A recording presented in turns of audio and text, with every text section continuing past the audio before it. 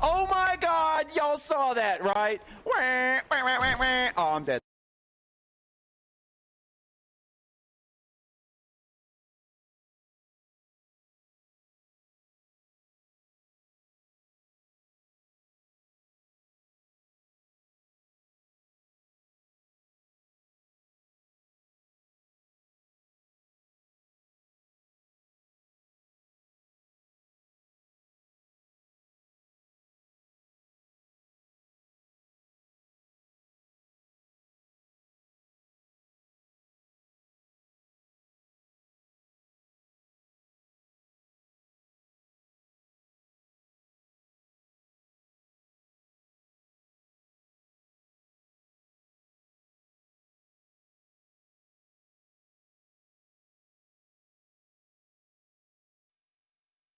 Sounds good. Okay. But yeah, it's like she's wrapped around this blue egg, like oblong egg-looking thing, Which makes sense. and she's a Because couple of. She's, that was what they put in there. hmm She's essentially 100 stories tall, and you're only facing her face most of the time when you're actually fighting her. I still have the stream up for it. Are they when you cut off one head, do 3 grow back is all I need to know. No, Sad day. there. They missed an opportunity there. Well, she's not a Hydra. Oh, but she's a shapeshifter. Yeah, She but could you be a actually don't Hydra. see her. You don't see her shift shapes though. I guess that's true because you get when who's the Pokeball version is just her avatar. Ah! Yeah, kind of. Like what ends up happening is that um she's there in those different shapes or different forms, like those icons we saw the other day. She Mm-hmm. You use those to call out different regions of the platform to slam this taken power blight type thing. Like you take up a taken blight and shoot things with it, and then you Mm-hmm. eventually slam it into this particular area of the map. It's really weird. It's fun to watch, and these Uh, guys have gotten Black pretty Flag. good It at was it. a fucking infected Pokeball. Okay, with a giant gaping mouth that wanted to capture you. That's what it was. You know this to be true. Search in your heart. Riven just wanted to eat you all. Dude, She's huge. dude. Kara? Mhm. Now, how in the hell did that fucking hunter kill one of her? Well, she's Essentially. also bloated because she's been feasting on the Wall of Wishes, Hmm. which is like, the entirety of the Awoken peoples. Right. Ahamkara Anthonymy? Anathem? Anathema.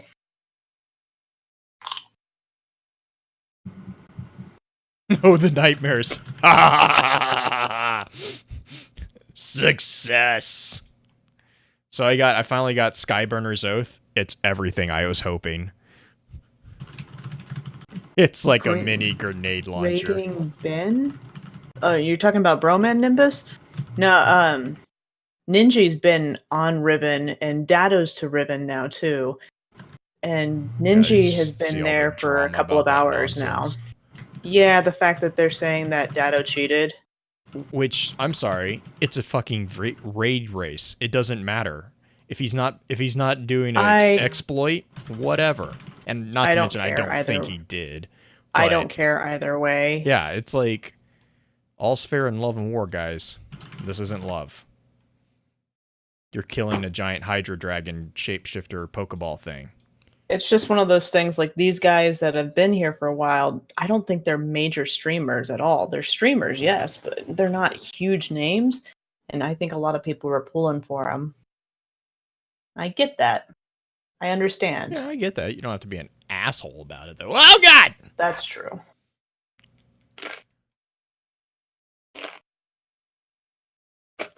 They basically said that Oh my Data God. got all of the information on how to do Ribbon from his chat telling him, which a lot of the chats go back and forth between the different streams.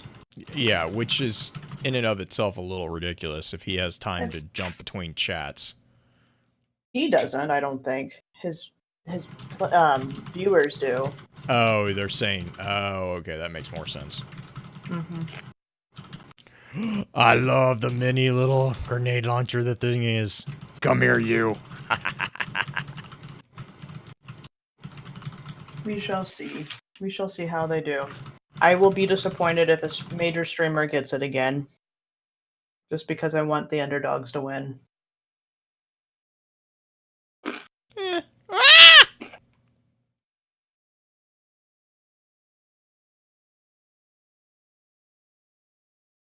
The vault has been... What? How's the vault been involved? The vault? Vault I of don't Glass? I have no idea. So, Vault of Glass took, what, 14 hours to complete? Yeah. Oh, no. The Nimbus, are you talking about getting stuff out of their vault?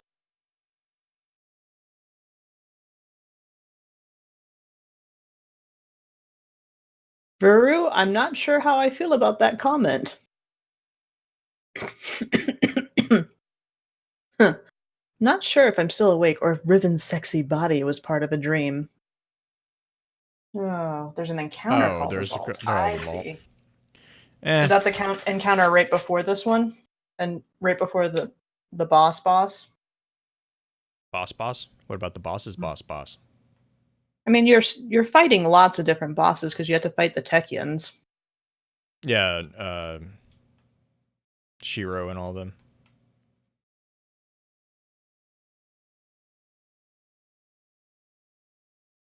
Hey, Shiro. Beard, I formally want you to like do a Beard reads mean tweets on YouTube. I will totally help you out with it as well. I had Man at Arms say that he would be the one that reads the mean ones. Yeah, I was about to say I would totally help you read them. Because I saw someone they're like, I wanted to vote for this, but I don't want Beard to read them because then he might take them more seriously than he already does. I was like, oh, that's a good point. Now I feel like an asshole for voting like that. Kind of.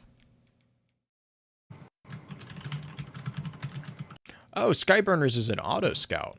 That's nice. Mm-hmm. Hi, Wicked. Oh, that's how you say that? Mm-hmm. Oh. Okay. Wicked and I have actually been playing a lot together. He was on the raid team. I thought his name was Y-Kid. I know a lot of us. Okay, I honestly did too until I got into the same raid team with him, and Cole and Lux said his name. I was like, oh, that makes a lot more sense. That's exactly what just went through my head. It was like, that makes a lot more sense than what I was reading it as. Yeah. There's still somebody in our party who does call him Y-Kid whenever he comes into chat. That would probably be what I would do, so. He's used to it. once you've been assigned a nickname in my head, it's really hard for me to get out of that assignment. What's up, Guardian? Yeah, that's true. We had a guy in Leroy that was an Australian, and he we just called him Spiders because he was the one that every time he'd get into the chat, he'd be like, all right, what are we doing? Not here to fuck spiders. Let's go. Not here to fuck spiders? Wow. Like, God damn it. What is this? I mean, considering the size of spiders in Australia. Right. That's exactly what issue. the first time we heard it, we were like, wait, what? And we were like, hang on. Wait, what? Like Oh, those Australians. Have you seen some of the tweets coming from Log? No. No? Oh my god, Log is freaking hilarious. Did you see the tweet about his raid team? No. Who you fuckwits got in your raid team? And then one of the other ones is like, so, but we're not taking Matt. Well, Keg is 522, but he's not shit like Matt is. Matt's just like... Yeah. Thanks for the bits, Pins. Oh, thanks, Benz. I want to get this chest. Man. I will laugh my ass off if anybody beats this raid tonight, like within the first 24 hours. Like, Oh, yeah. Or if only one team beats the raid in the first 24 hours. Because that means only that team gets the jacket and the Oh, the emblem. jacket's until Tuesday, right? Is it till Tuesday? I thought Or the is it jacket was until- till Tuesday. God, I hope so, because that jacket is really kind of cool looking. See, I think it looks dumb, but I also am not a big fan of those, like, bomber jacket things. I like it. Okay. You're an asshole, sir. I know, Z. WoW is way different than this. I get that. But we also aren't fighting, like, resets in WoW like you're fighting in this one.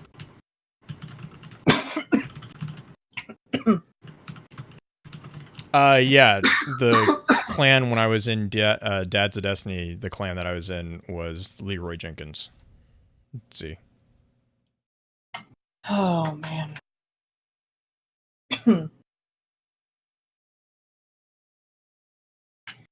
All right. So you ready for some Awoken to be awoke? No. Weird. No. Yeah, we're going to No. rename it to Educating a YouTuber. God damn it. Yes. This dumbass keeps jumping in front of my shots. I'm going to keep shooting you in the ass with an arrow unless you move. Thank you. By guys the gonna be way- like, look at all these wonderful theories that you'll probably come up with, and you get a chance to actually read this shit. Well, there was only one that it's a mission that you may have already finished. Which one? Have you done the last step of Ace of Spades? What's an Awoken charge? No? No. All right, I'm going to follow this dude. What's the Well, Awoken that's- charge? I barely got done the first part. I technically haven't finished the first part. I got impatient and watched the video. That's what so you happens cheated most is of- what you're doing. I don't know what we're doing. What are we doing? Come here, come here. What are you doing with the Awoken charge? Dude, where are you going? Oh, God! You tricky bastard. What are you doing with it? I want to shoot you, but I have no idea what do you do with the Awoken charge? The Awoken charge? Which Awoken? I really should just spawn in with you, but I don't. I'm not to the Dreaming City on Xbox. Like I've not even installed. I am literally playing Ring Around the Rosie with this asshole who is running around with an Awoken charge. Are that you we in a found. public? Are It's you the in? thing in Dreaming Yeah, I'm City, in a right? public space. Oh God, he Yeah, jumped thing off with the the cliff. Dreaming I'm coming City, with right? you. Is it from one of the bowls, or is it from a no, we public killed event? this. We Blue, killed this really big it's the dude thing that in was running Dreaming around. City, right? Like the arc charge orb. Yeah, it's like an arc charge orb with a shit ton of purple crap around it. There are a Oh, few he's running plates towards that you something. can He's look running towards for, something. Hang on, I think we and might have found those- it. I'm gonna say those plates will spawn a chest after you put 3 of them on. Oh shit, we have to do 3 of them? Yeah, Oh, that's- fucking that's- hell. 3 of It's them from the around. bowls. It's No, those it's not bowls we from the were talking bowl. It about wasn't from the bowl. We killed a big knight. Okay. Yeah, one of them is spawned by killing something, and then the rest are from bowls. You're dead, Are you in bitch. the Devalian area, the spawn-in area? No. Get back here. Don't run away.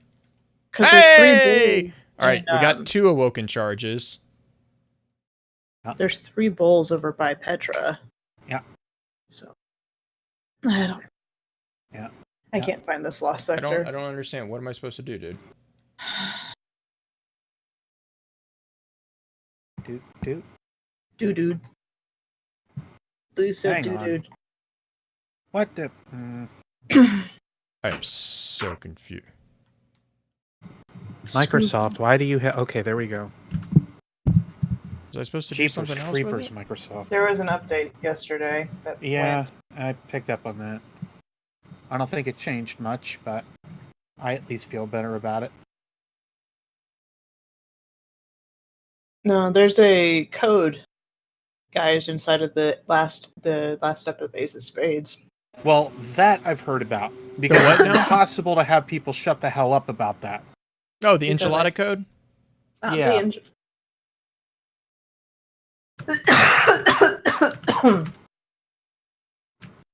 Are we talking? We're talking about the enchilada code, right?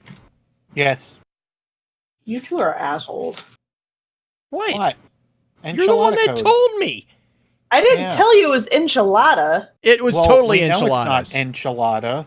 I'm just going with the fact that in case somebody doesn't want to hear about it, then it's called enchilada. It's totally instead of what it enchiladas. See, I'm actually like, is. actually, now I want enchiladas. I'm eating nachos. I hate you a little bit. Ah.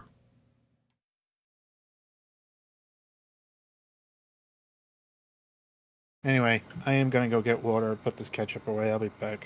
All right. We can You do were top drinking 3 when you get back.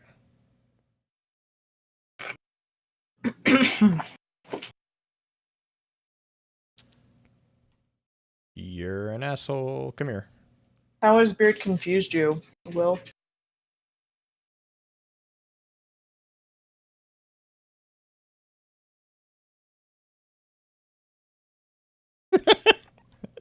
Look, you don't give me weird words and expect me not to just like make up something that's a lot easier to say on the spot.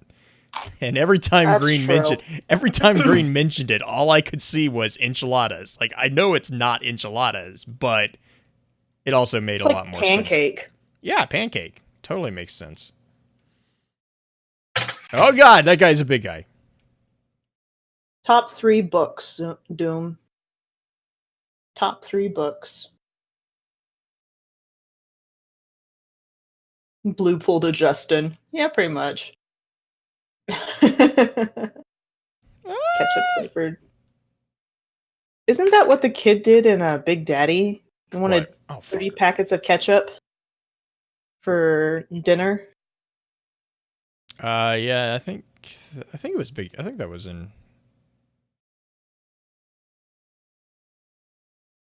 It was one of Adam Sandler's movies.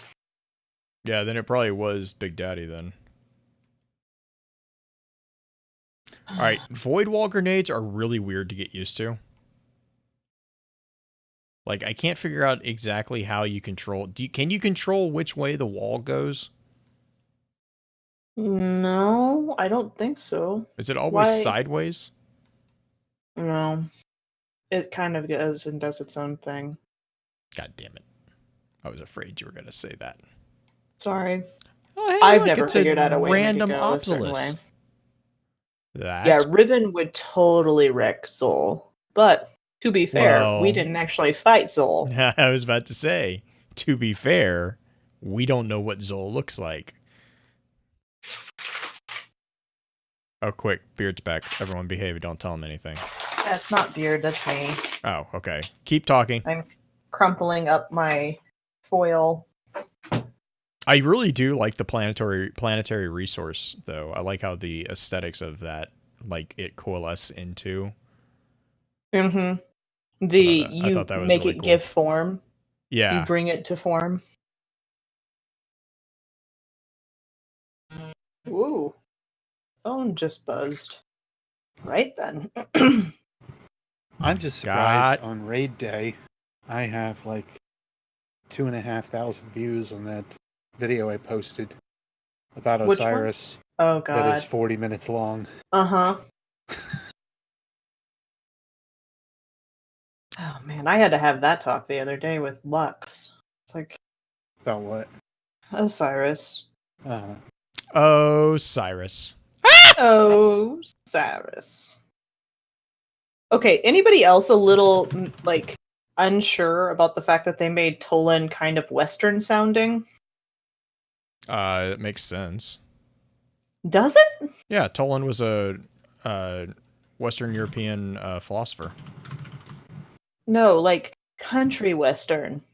Oh, well, he was, well, I don't know. He was kind of Irish. I'll ask Beard on that opinion. Oh, God, that ogre is really pissed at me. No. You stay on the other side of the pillar. What am I opinionating between blue screams of terror? Tolan's accent. Yeah, I would probably say that Tolan's accent's a little bit closer towards like a Celtic Okay. sort of Just- accent person. It always comes across it comes across as Western in my head when I'm listening to him. Yeah, I know the candor's a little off with it, but I think overall that's a little bit more what they were going for. Which confirms my this theory of connecting him to that Toland. Oh, you died. Pens, it totally has a Western feel with a lot of different things, but it's like Western meets Tolkien. Mm-hmm. Oh, another really bad edge transit. Oh wait, they all are. Wow. Yeah, I know we heard him at the end of We Taken King. heard Osiris, and they changed the actors for them, so it's not anything That's new. true. We heard Osiris in Vanilla. You get a fairly long dialogue, monologue type thing from Toland at the beginning of Dreaming City, and it's like, I don't know how I feel about you, dude. John I love how he's like, he's like, you're an idiot. So it's like, Yeah. I'm like, yeah, dude, I'm not disagreeing with you, but I don't have a choice to be here. Like, I don't want to be jumping across these platforms either. Yeah, I gotta be honest, the moment I ended up hearing that that little bit from him, I was just like, oh, this is classic Toland. Oh, this is wonderful right now. Oh my god, it's the first time I've been able to log in all week. Ooh, wait, hang on. Is that unflinching auto rifle aim? Okay. Oh, baby. Oh my. Oh my, Beard. What am I using right now? Unflinching shotgun? Yeah, I don't need that. No. I don't need that. Okay. I'm changing this up right now. You guys ready? I am never ready. Blue, can you find a place to hide? Hang on. That's a no. Oh my goodness. I don't even know It's where just I like, am. I don't know I'm in what hiding is about. Harbinger's Seclude. What the fuck am I doing here? Oh god, there it's on fire. Everything is Ooh. on fire and it feels awful. I think this guy on Etsy made the Gambit tokens. Oh, nice. Levy posted it in Geek Gear. Oh, he's made a bunch of these things. Oh, you posted it in I Geek want Gear? yeah. I want some of this. Oh, that's cool. Yeah. Oh shit. They're cast. Oh god, those are cast? It looks like it. The subclass ones? Mm-hmm. Elite medals. $6? Oh, it's just for one. I was like, $6 for all of those? Yeah, no. Here's your credit. Here's my credit card. Go.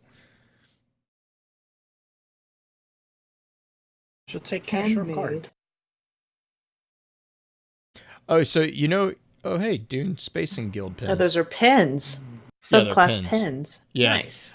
So Beard, here's a fun little thing that I figured out the other day, and you probably already know this one. 1 second, But Rose. if you look at House Judgment's banner, it's got 9 spheres on it. Yep. There you go. I'm not There happy are the about that. things. I'm gonna say, and the other thing that we see is the friggin'. Of course, we've got the 9, but we also have Hawthorne with her 9 spheres. Yeah, in her 9 face. spheres. Right. And what I also didn't realize earlier, I never put 2 and 2 together on this one when it came to Fallen Iconology. The Ishtar Collective logo and one of their logos look exactly the same. Yeah, it's really confusing. Yeah, minus the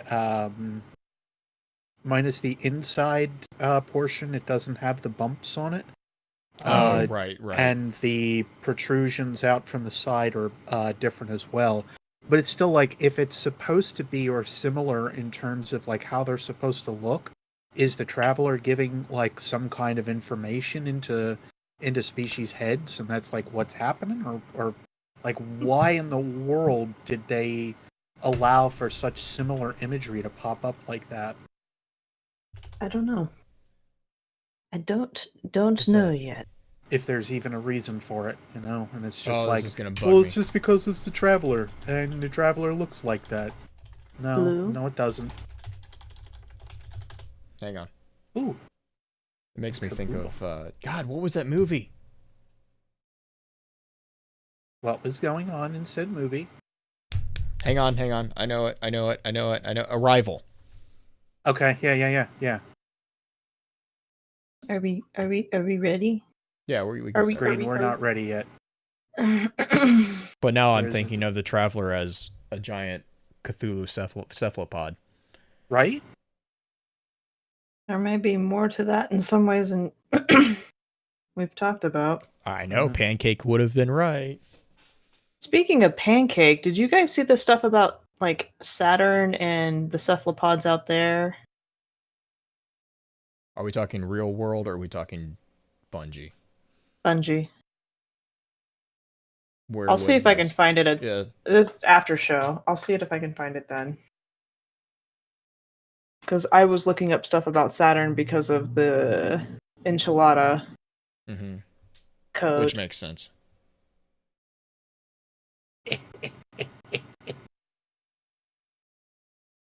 It's a big Baybel. Oh god. We don't know where the pull string is though.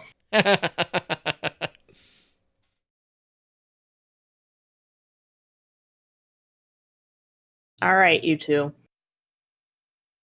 I need you to stop what you're doing for a tiny bit.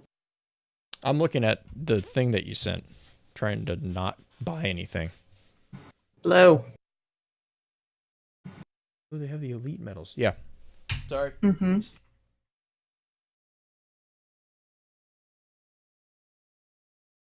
Okay. You ready? Mm-hmm. Oh, hang on. I need to be ready. Okay, now I'm ready.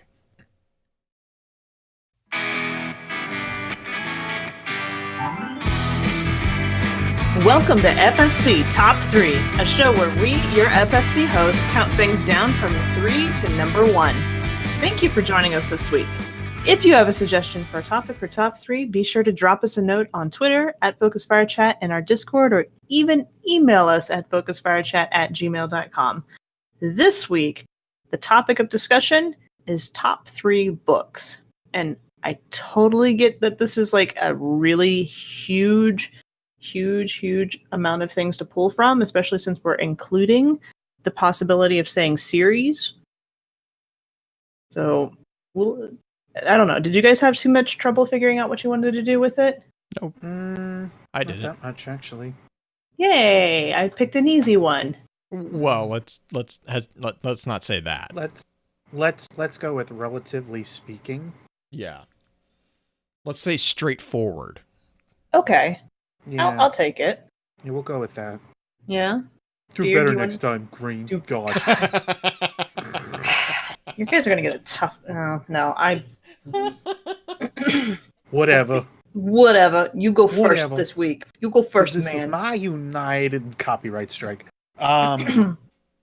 So first up for me is actually going to be a series because that's how I roll. It's the Brian Jaquez Redwall series. Yes! I don't think it's Jaquez, but I think it's Jocks. Jocks. Yeah, I think it's Jocks. Yeah, I think it is. Outcast But, was amazing. So good. I started reading those when I was very young, and they really just kind of carried on even into adulthood.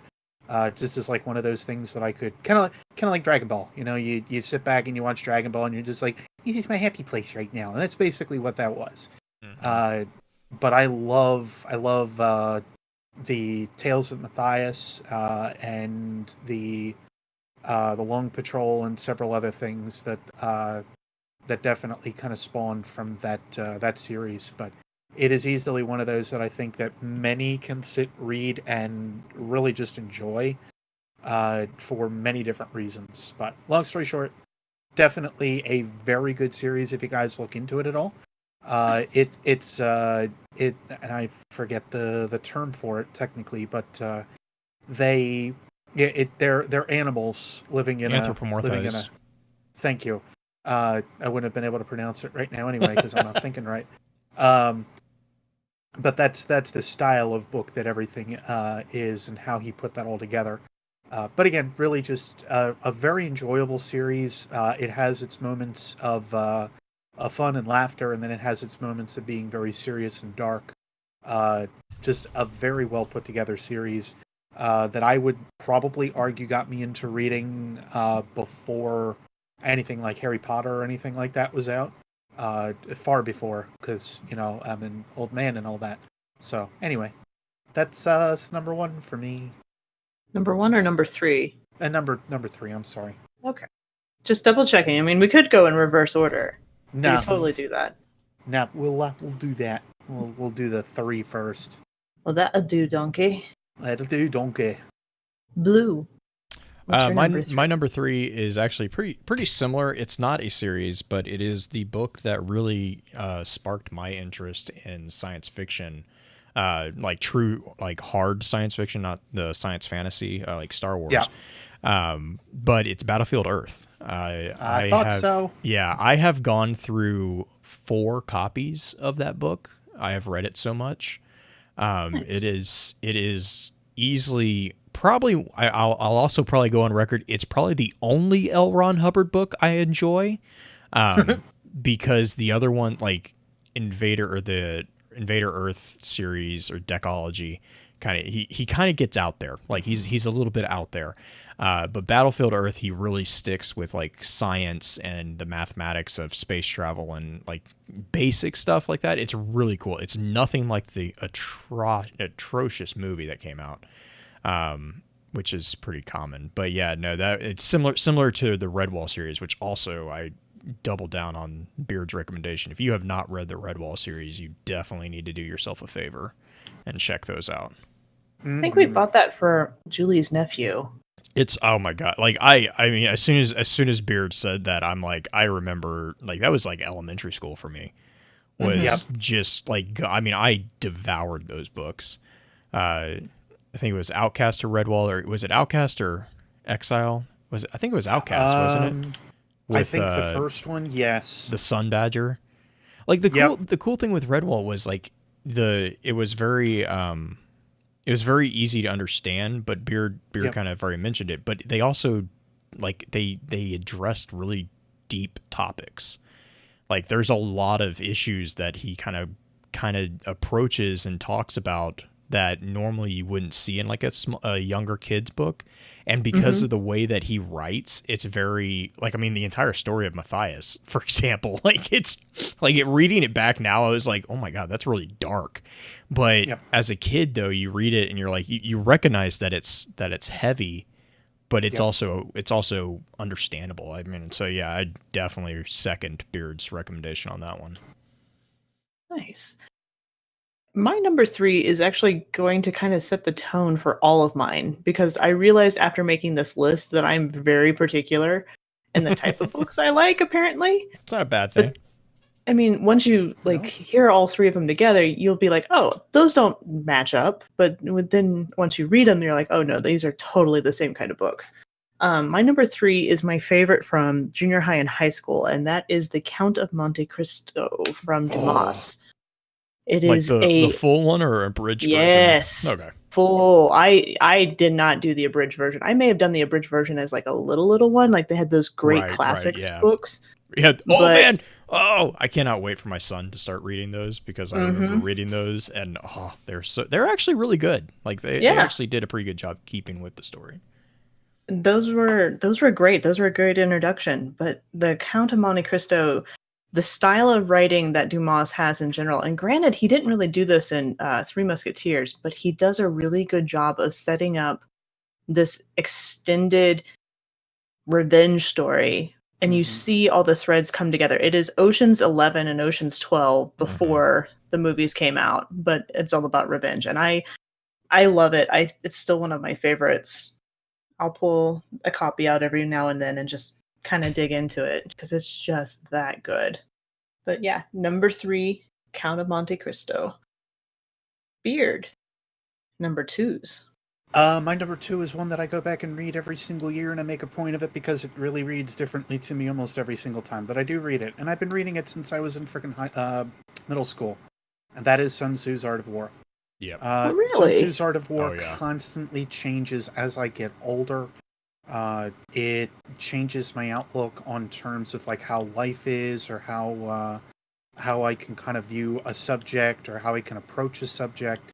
As somebody that's also worked sales for many years, it's also talked to me in some different rights that I know not many generally like to talk about. But it is one of those that you can. It just prepares you for like what's to come, to kind of think like what needs to be done for yourself, or how you need to prepare for an action or something that's on the horizon. And even then, its ultimate viewpoint and ultimate goal continues to be one, even though it is written by somebody whose main point is to create a system of war to ensure that the people that you're serving are safe or otherwise. Uh, it's probably easier to explain it this way. Sun Tzu was actually in charge of, or at least a very large council member for the state of Wu in ancient China. And Wu actually, on the eve of being invaded, Sun Tzu had actually created or at least had presented his thoughts on war. And that's actually what we end up getting with the calculated standard scriptures from Sun Tzu himself. But this expands because of the actual writing that is then done, or research that is then done by several that are out there. And it could be, ones that were also in ancient China, ones that grew past that, that interpreted Sun Tzu's Art of War differently. And it gave me for writing and reading interpretations just the same as much information as like interpretations can alter depending on who it is that is reading it, what it'll mean to you. So Sun Tzu just speaks to me in a lot of different measures, but it is as much as it is a account on war, it is very much just a book on life. That's the summation of it realistically. And I love some of the pieces that are in there, because even like thinking about how to treat the army and whatnot, it's still him saying, well, you need to be, you need to, treat your army kind. You need to still be firm with them. You need to make sure that they know what is actually going on, and you can't just hide everything from them and tell them that it was all hunky dory, sure, but you still need to treat them as family, because at the end of the day, they are still members of your state, members of your house. And that was a very different kind of viewpoint for most of war conductions that might have happened through ancient China, or realistically from the East in general. It was just very different. Anyway, I can absolutely gush forever about that book, but it is one that I really go back to every year just to make sure that I keep fresh on. Nice. Blue? Since we got Zavala's Bible, what's your number 2? Well, and the funny thing is, it's not actually Zavala's Bible, but Zavala references Bato, or he does have quotes Shakespeare. From Sun Tzu, Shakespeare. He has an idle dialogue of Sun Tzu, but he actually his actual main reference is a different philosopher from around the same period of time, but he was actually more of a Bushido follower than Sun Tzu. Yep. Both of which are actually the same. I was going to say, Beard, the other thing that you talked about, reading some stuff every year, Marcus Aurelius's Meditations is another one that's really good, like one to review. But actually, for number 2 for me is actually the Dark Tower series, and it was a tie between Really? yeah. Number 2? Yeah. I was expecting that to be your number 1. No, well, I'll explain it later, or I'll explain it when we get to our number 1. But it was actually a toss-up between The Dark Tower and Firestarter, which is another Stephen King book. Firestarter was actually the book that got me really interested in Stephen King, and along with The Cycle of the Werewolf, which is an amazing graphic novel / book that he wrote. But Firestarter is just if you haven't read Firestarter, I would really encourage you to read it. It's not like anything else that King has written. And I know I say that, I know like that kind of explains King's style because it's always like something different, but it's a really good one. But yeah, my number 2 is Dark Tower series. Okay. My number 2 is, and it's ironic because I tend to find these books and then I just listen or read them over and over and over. Is actually the most recent one that I've done that with, and it's The Way of Kings, The Stormlight Chronicles by Brandon Sanderson. Mm-hmm. And Heard it's good things. yeah, I started re-listening to him at work because I don't get a whole lot of downtime to physically read things besides grimoire cards at this point. And even glad then, you at least get that. oh my god, I'm still struggling. I still haven't finished one of the things that I needed to finish, but the Way of Kings is written. It has the multiple viewpoints that you're getting, and it's written in such a way that you're exposed to the magical quality at the same time as the people who are learning their own powers, and you get exposed to a lot of different things through this interesting tri-sphere type cosmology where you're dealing with the spirit world and the mental realm and the physical realm. And I found it really kind of fascinating and just a fun listen, fun read. Talks about kind of chivalry, even though they don't necessarily call it that, which I'm always a sucker for. I love those kind of books. But yeah, the Stormlight Chronicles, Sanderson has really kind of got my number lately. A lot of his like mini trilogies have really spoken to me in different ways, and they're unique. Each of them have a very different magic system, and it's kind of fun. So totally my number 2. Beard. If Sun Tzu's your number 2, what's I'm not sure what to expect for your number 1. Well, it was everything that really got me into science fiction as far as like modern for me, but that actually comes to something that I quote every now and again, and that's the Dune series, and if not Dune, then Rama. Either one of those series have to be on an absolute level of high. Rama is, I feel, what is more, however, referenced back in a lot of our typical sci-fi today. But Dune is referenced back in so much sci-fi, like the friggin' worm gods in Destiny, for instance. Yeah, they may as well just be all, the spice must flow at this point. Right. There are... Green got so annoyed with me on that. I got annoyed with Bungie on that a bit. Yeah, she's like, stop trying to ride Zol. It's like, but he's right there. Yeah, I wanna.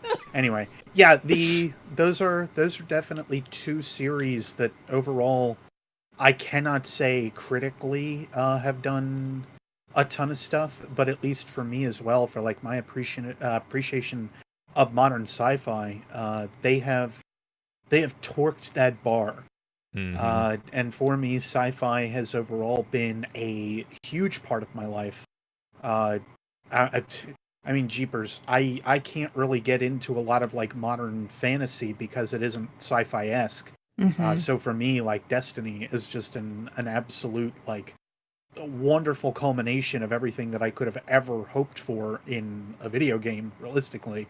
But the fact that more series are kind of touching base on it, the fact that Cyberpunk also kind of plays into those realms a little bit as well. I think these are reasons like Rama and Dune, especially Rama. Granted, I really think Rama might like eke out a little bit ahead in like number 1, but well, I mean, it's Dune is Arthur C. Clarke. It's Arthur C. Clarke. I know. It's so hard to like not say that it's like one of the best series like ever made, because it seriously is. Unfortunately, books are really hard to find. We started going into a hunt for my father not long ago to try to find them all. Really difficult to do. Really? To actually find like the full-on paperbacks or otherwise. Even digitally, I'm surprised how little there is anything available for these things. Well, But if anybody see, is like able, Clark is like one of the most. He's up there with Heinlein as far as like the Oh, yeah. paperbacks. Like, I mean, it's ridiculously difficult to find their stuff, which is why whenever I see like one of them at half price, I'm like, mine. Yep. I don't care how much it is, it's mine. That's what I've basically started getting in the habit of. If I go to like a Barnes and Noble or something, and they happen to have anything, or I see anything that's like, if it's not a Barnes and Noble, then I'll usually just go and hunt for it at like a flea market or something if somebody donated anything. But yeah, like they are.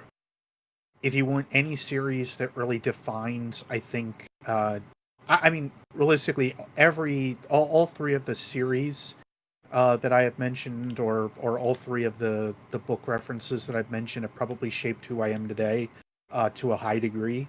But I would really have to say that Rama and Dune are easily up there as like number one, number like 1.5. 1.5, 1.25, 1.1. I don't know. They're like so close together. It's so hard for me to choose. I knew that the moment I came into this. I was like, I'm just gonna say both of them because they both realistically deserve their time under the sun, and just deserve a shout out because I know they've created a great many people in this generation with how we view sci-fi and how many others have either viewed sci-fi or how they have created sci-fi. So definitely they're up there. And again, yeah, Arthur C. Clarke. It's really hard to not have him on a list. Blue. Well, similar to similar to Beard's entry into science fiction, my number one is actually for the books that really got me started into fantasy. And these were when I was, man, I don't even remember how young I was when I read these, but it's a tie as well.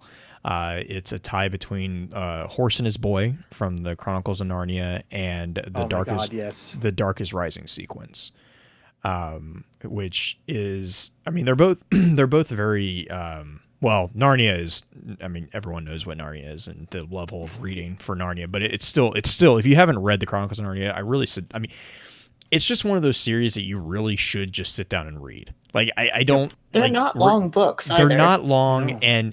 and like the reason the Horse and His Boy stand out for me personally, for that series, is that it's actually the only book in the series that doesn't deal with us, like humans from Earth. It takes place like 100% inside Narnia, and it's actually the main characters are well, they're not Narnians, but one of them is. But it's like it's all about the creatures and the humans inside Narnia. It really doesn't have anything to do with outside, which was for me, it really made it stand out. The Darkest Rising sequence was a sequence that it's a series of I want to say it's like 5 or 6 books. They're very short, but it was one of the, like, it's just one of those series that for me stood out because it presented an alternate reality in our world, as like it was kind of that introduction into the idea of thinking of that like that. And for me, it's just one of those series that it just really kind of is that gateway for me into the fantasy realm, which then, that introduces a whole launch thing. I know a chat right now is talking about the Dragonlance series. That's a good one. Dragonlance series is another amazing one. But like all those books, I would have not been really interested in if it hadn't been for really these two. Like Narnia, the Chronicles of Narnia was, I was really little when my grandmother actually read it to me. But like, the Darkest Rising sequence was an elementary school read that really kind of got me interested in actually pursuing reading and got me interested in reading in general. I was already, so for me, they're actually just, it's more about the place that they hold, not necessarily the quality, because I'll be honest, I haven't gone back and read the Darkest Rising sequence, so I'm not 100% sure if it's as amazing as I remember it. which kind of makes me not want to go back and read it. Yeah. It's like it's one of those things where it's like I want it to stay on the pedestal that it is on. And so yeah, that's my number one. Nice. Chat's kind of getting onto us a little bit for not having any Bradbury or Asimov. I'll be honest. Okay, so I really do like both. Also, Philip K. Dick is really good. I don't consider them books. Like Asimov, especially like Bradbury, I can see, but Asimov was just such a short story writer, and Philip Dick, like if it wasn't a compilation, it wasn't. I mean, like his stories were. The majority of his stories were less than 40 pages. Now, they were all super powerful stories, and they spawned an immense amount of spin-offs. But like when you say book to me, I'm expecting like a very, very thick book. Like you have to understand that I read really fast, so for me, a book is something that I have to spend longer than about 2 hours with. And I just, Asimov is a really fast read for me, and as is Philip K. Dick, both of which are amazing writers. But don't get me wrong. And Bradbury, I'll be honest, I never really got into Bradbury, other than like one of his shorter stories. So that's just my exposure to him. The other one that people are talking about is G.R.R. Martin or George Martin. He can just go drop off a cliff as far as I'm concerned. Actually, my number one is kind of the female version of that. Oh, okay, but not his. Not him. No. Okay. I have a hard That's acceptable. time That's acceptable. reconciling some of his choices to really like all of thoroughly his enjoy choices? him. Not all of them, just some of them. Mine. I was about ready to disown Martian you there, Green. I was Chronicles. going to say that now. Martian Chronicles. Okay, sorry. Okay, I did read the Martian Chronicles. Okay, sorry. I apologize, Rose. That's okay. Rose is in our chat, lambasting me for not reading Bradbury. That's Okay, sorry, Green. What's your no? number It's one? okay. My number one is the Cushel series by Jacqueline Carey. Yeah, no. She's way better She is than way George better Martin. than anything Martin's put. I'm sorry, But it's got a very similar flavor as far as the politics and the intrigue. Yeah, if you compare like an adult to a child, sure. Well, she writes way better, but that's just I don't know. And when I'm trying to convince people to read her book, I compare her to him because a lot of people I can see find his that. stuff Like, really popular. Right, and it's a very common, like very common ground. Like people will recognize, Right? because her writing is complex. Yes, it is very complex, and it's and very other things. and other things. Which, yes, that's just you'll gain insight into my psyche a little bit. Is there a by particular reading one this. of the? Are you talking about just the trilogy or the whole series? Because I like the it's not a original trilogy 3 anymore. No, it's not. I like the original 3. The second set of 3 were pretty good too, but once she got to book 7, I kind of fell off the train a little bit because it got. So the first original trilogy deals with a particular character named Phaedra. The second set deals with descendant, essentially. Mm-hmm. And then the third one is like way down the line, and it's like I can't deal with that one as much. Mm-hmm. I don't feel as tied to these characters. So it's a good book, and it's a lot of really. Jocelyn is amazing. Yes. The one that I liked the most was probably the first one. It really hooked me as far as particular book within that trilogy / septilogy. I don't know. There's 7 of them at this point, 7 or 8. And that actually brings me to one of my honorable mentions. And Green, I know you'll Totally. recognize this one is the Black Jewels.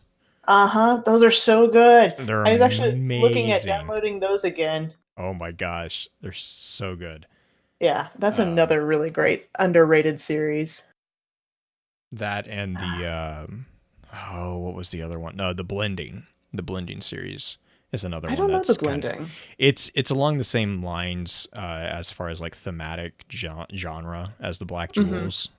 Completely different world, but it's the reason why I usually rank it up pretty high is not because of the quality of the writing, which is it's very well written, but actually it's the magic system that Yeah. Sharon Green uses. It is an amazingly unique system. That I absolutely, it's same as like Wheel of Time magic system, which is like a really interesting spin off the really stereotypical magic system. But yeah, it's like those, I really like fantasy novels that take something that's like really, really basic and then like tweak it. And I mean, like the Black Jewels, like the way they twist the magic system for their system, is kind of similar to the way that the blending does. And the blending kind of uses the idea of like a lot of different really basic concepts of magic, but then she like pushes it a little bit further. And it's always like that piece, that pushing it further, that's what really makes me appreciate, because it shows that the author really put like some thought into it. Mm-hmm. I do appreciate a good magic system when it's unique and it's like, okay, how did you get there? Why did you go there? Right. Then there's a fairly recent one that I read that it's a kind of a take on Picture of Dorian Gray. I think I've talked about it once Yeah. before. But You mentioned it to me. yeah, I need to find that one actually. it's an interesting one, and it's done by a local author, which is also cool for me because I actually know her. And it is called "Of Creatures of Will and Temper," I believe is the name of the book, and it is an interesting take on connections with quote unquote demons. But yeah. Anyway, I actually really enjoyed this one. Like, this one was fun to talk about because you guys surprised me a little bit with some of your choices. Didn't expect I was going to say Sun Tzu, did you? No, I did not. I did not at all. I won't lie. I kind of was expecting you to, because we had a conversation at Guardian Con about, because your leather bound one. I was going to say I only have a copy of it with me like everywhere I go anymore. That's true. I had forgotten about that. You know, I'm going to do something a little bit cheeky for next week's top 3. Let's do top 3. Cheeky? Never. Top 3 desserts. Oh. Okay. Something light. Something a little less deep in thought, I guess. Or you could go real deep with whatever you're going to discuss, what your top 3 desserts are. Oh, yes. I like the creme de la creme. But it's oh, my. Anyway. And we turned into an R-rated show all of a sudden. Well, you know. But yeah, we'll do top 3 desserts next week. Thank you for joining us, and everybody loves a list.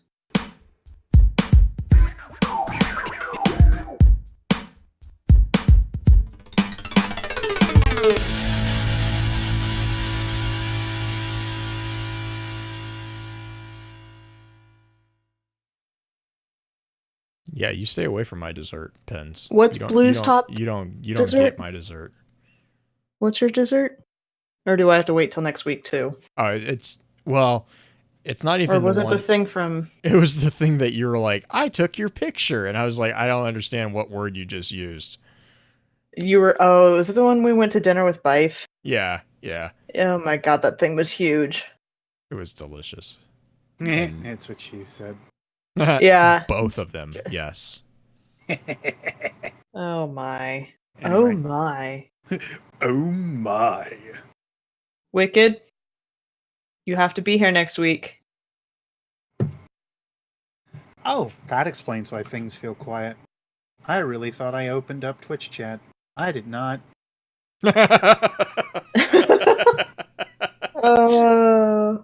See, Officially, guys. Beard Grizzly is a dick. Aww. No, you're not supposed to start reading YouTube comments yet. God. I'm in Twitch chat now. Hi, Twitch. Hi. Hello. Where did that go? I was really stupid. Why did I do that? I exited out of the browser that had the show notes. Yeah. How much are we going to actually dive into the cards? Because I'm kind of wondering if I need to pull up the mind map as well. Considering we recorded a good chunk of them. I don't think we need to. I think I have a pretty good summary of like the major components. 4 pages worth. 5 pages worth. It's a very high level summary. Okay, You did a really good job. It's a really I high am level not summary. criticizing you. It is like the amount of information we got with this. I was like, I messaged. I'm like, you, this is like, yes, this is like, how are we gonna do this? I'm like, this is not even diving into half the stuff that. Oh my god, there's so much shit. I want to do a couple weeks of the Awoken. Oh well, that's point. why. So full disclosure, I forgot to put the poll up, so I'll get that up later tonight. It will be in the Discord server, but I have on the poll actually broken out the books individually. Oh, thank God. So like Thank God. Maracena will have its own option. You know, the Forsaken Prince will have its own thing. Ghost Stories will have its own thing. All these ones. I kept the Wall of Wishes on there, full disclosure, because it's gonna tie into Riven, because that's like kind of Riven's source of her power / appeasement. Because Riven's entire story is very fascinating insofar as like the explanation of why Riven stays with the Awoken. Like the entire logic there is really, really actually kind of interesting. I tried to call out in the show notes too, where if I had summaries, where the card would be. Let me see. Let me make sure I did that correctly. I think I did. Oh, you put in all for the Lost lore. Are we going over like a kind of glossary type thing? Or yeah. what what I want to do is I really want to explain. There's a lot hidden in the actual names of the entries. Like there's a lot hidden. You can actually follow the logic of what's being talked about inside the entries based off the name, which, I mean, I know it's not a huge surprise, but there's like, for example, Catabasis. Catabasis is actually Mara calls this out in the Catabasis cards. She does. She refers to the mythological descent into the underworld. Well, the other thing about a Catabasis is that it's actually a term for a military retreat.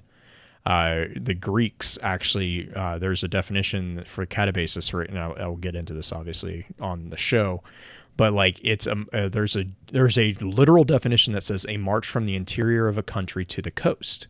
And this was actually the event that happened after Greece lost a major battle. They had to actually walk from their battlefield back to the coast, and they were pretty much retreating. And so the Catabasis, that's a military term for the military retreats, or descent. So it's like, withdrawing basically. And then like, the only one that actually is not an actual word is Cosmogyre. It's a conglomerate of two words though. Yeah. And that's what I kept it in there because I kind of wanted to bring that up because I think it is. But I'm curious what you guys' thoughts are on that one. Because I mean, like, literally, I couldn't find anything with Cosmogyre. Other than Urban Dictionary, which, whatever. I'm going to say that doesn't count. Don't ever go to Urban Dictionary unless you're really prepared for something. Let's just jump in. I'm yes, excited. And for then this so one. like, I mean, honestly, and Nimbus mentioned this, the distributary. That actually has a really interesting meaning as well, which gets explained in the entries. Yeah, it gets called out a lot. It gets called out in the 9 verdicts of the Awoken, the 8 verdicts in the 9th, the final, which is also I kind of mentioned in that Maracena. No, that's not in Maracena. Yeah, that was in Maracena. Yep. that event, because that there's was so many cards in that damn there. book. There were 25 or 25. 26. I can't remember. 20. Well, because I think technically, if you consider Archiloque, Arquiloque. yeah, whatever, which is like a summary. It's not really Yeah. in anything. It's like But the the last preface card is also like that. There's like an introduction and a conclusion. The Arquiloque is an introduction, and then the last card is a summary of essentially what happened. Is that and why. Tyrannicide 5 or? I gotta pull them up. Hang on, I gotta remember. I have them all listed, but I don't actually have them which books they're in. So I'm like. Well, I can tell you which ones were in Maracena. Let's see. Your last card is Palingenesis 2. Oh, okay. Palingenesis. Okay. Which is also an actual term as well, which was interesting. Mm-hmm. Yes. Oh, Nimbus. No, let's not right now. I don't want to talk about that right now. Not yet. I want to know. Oh yeah, It's the Marasov Shax thing. We are going to discuss that. No, because I'm like so green. Full disclosure for everyone, and to be transparent, but we'll mention this in the introduction as well. We have recorded all the entries as a side. So we'll be uploading all those. Hopefully, if we can get the last one done, we will be uploading that simultaneously with these as YouTube videos. So we'll have each of the books recorded in full as their own YouTube videos to kind of as a supplement. And so I was responsible for doing the Forsaken Prince. Green did Maracena, and I think the only other one that we have right now is, well, we have the Dreaming City and the Awoken of the Reef, but the Dreaming City is kind of a weird collection. And the Awoken of the Reef is another the Awoken style. Awoken of the Reef. Sorry, did I say Awoken of the Reef? Which is going to take. I'm going to knock that guy out hopefully tomorrow. Okay, cool. But I'll be That is honest, my doing the Forsaken Prince like only solidified my sympathy for Uldren. That poor guy. Like, he didn't stand a chance. He's got a lot of issues. He did not stand a chance. I mean, between what happens in Maracena and the Forsaken Prince, I'm like, dude, you were screwed from the beginning. Exodus Greens failsafe again? What you want me to do? Oh, my failsafe? Oh God. What? What about your failsafe? Remember when I did the failsafe voice for summary? Well, see, sure. I think that's what. I'm almost I want to argue that because his body killed Cade, but I don't think it was Uldren. I argue that wasn't Uldren. He didn't even recognize his best friend when they captured him. Yeah, let's get started so we can start actually discussing. All right.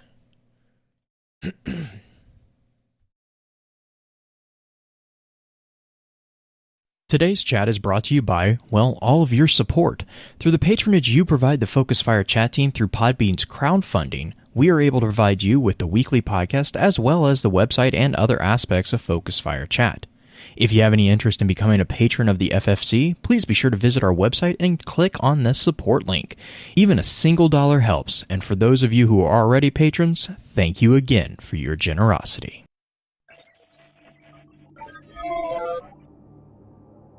You may have heard the whispers of guardians gathering in the shadows, exploring the mysteries of this world and the worlds which surround us. We are all in search of truth. Sometimes we need to focus that search, focus that fire. And so we come together. Join us. Join the discussion. Welcome to Focused Fire Chat.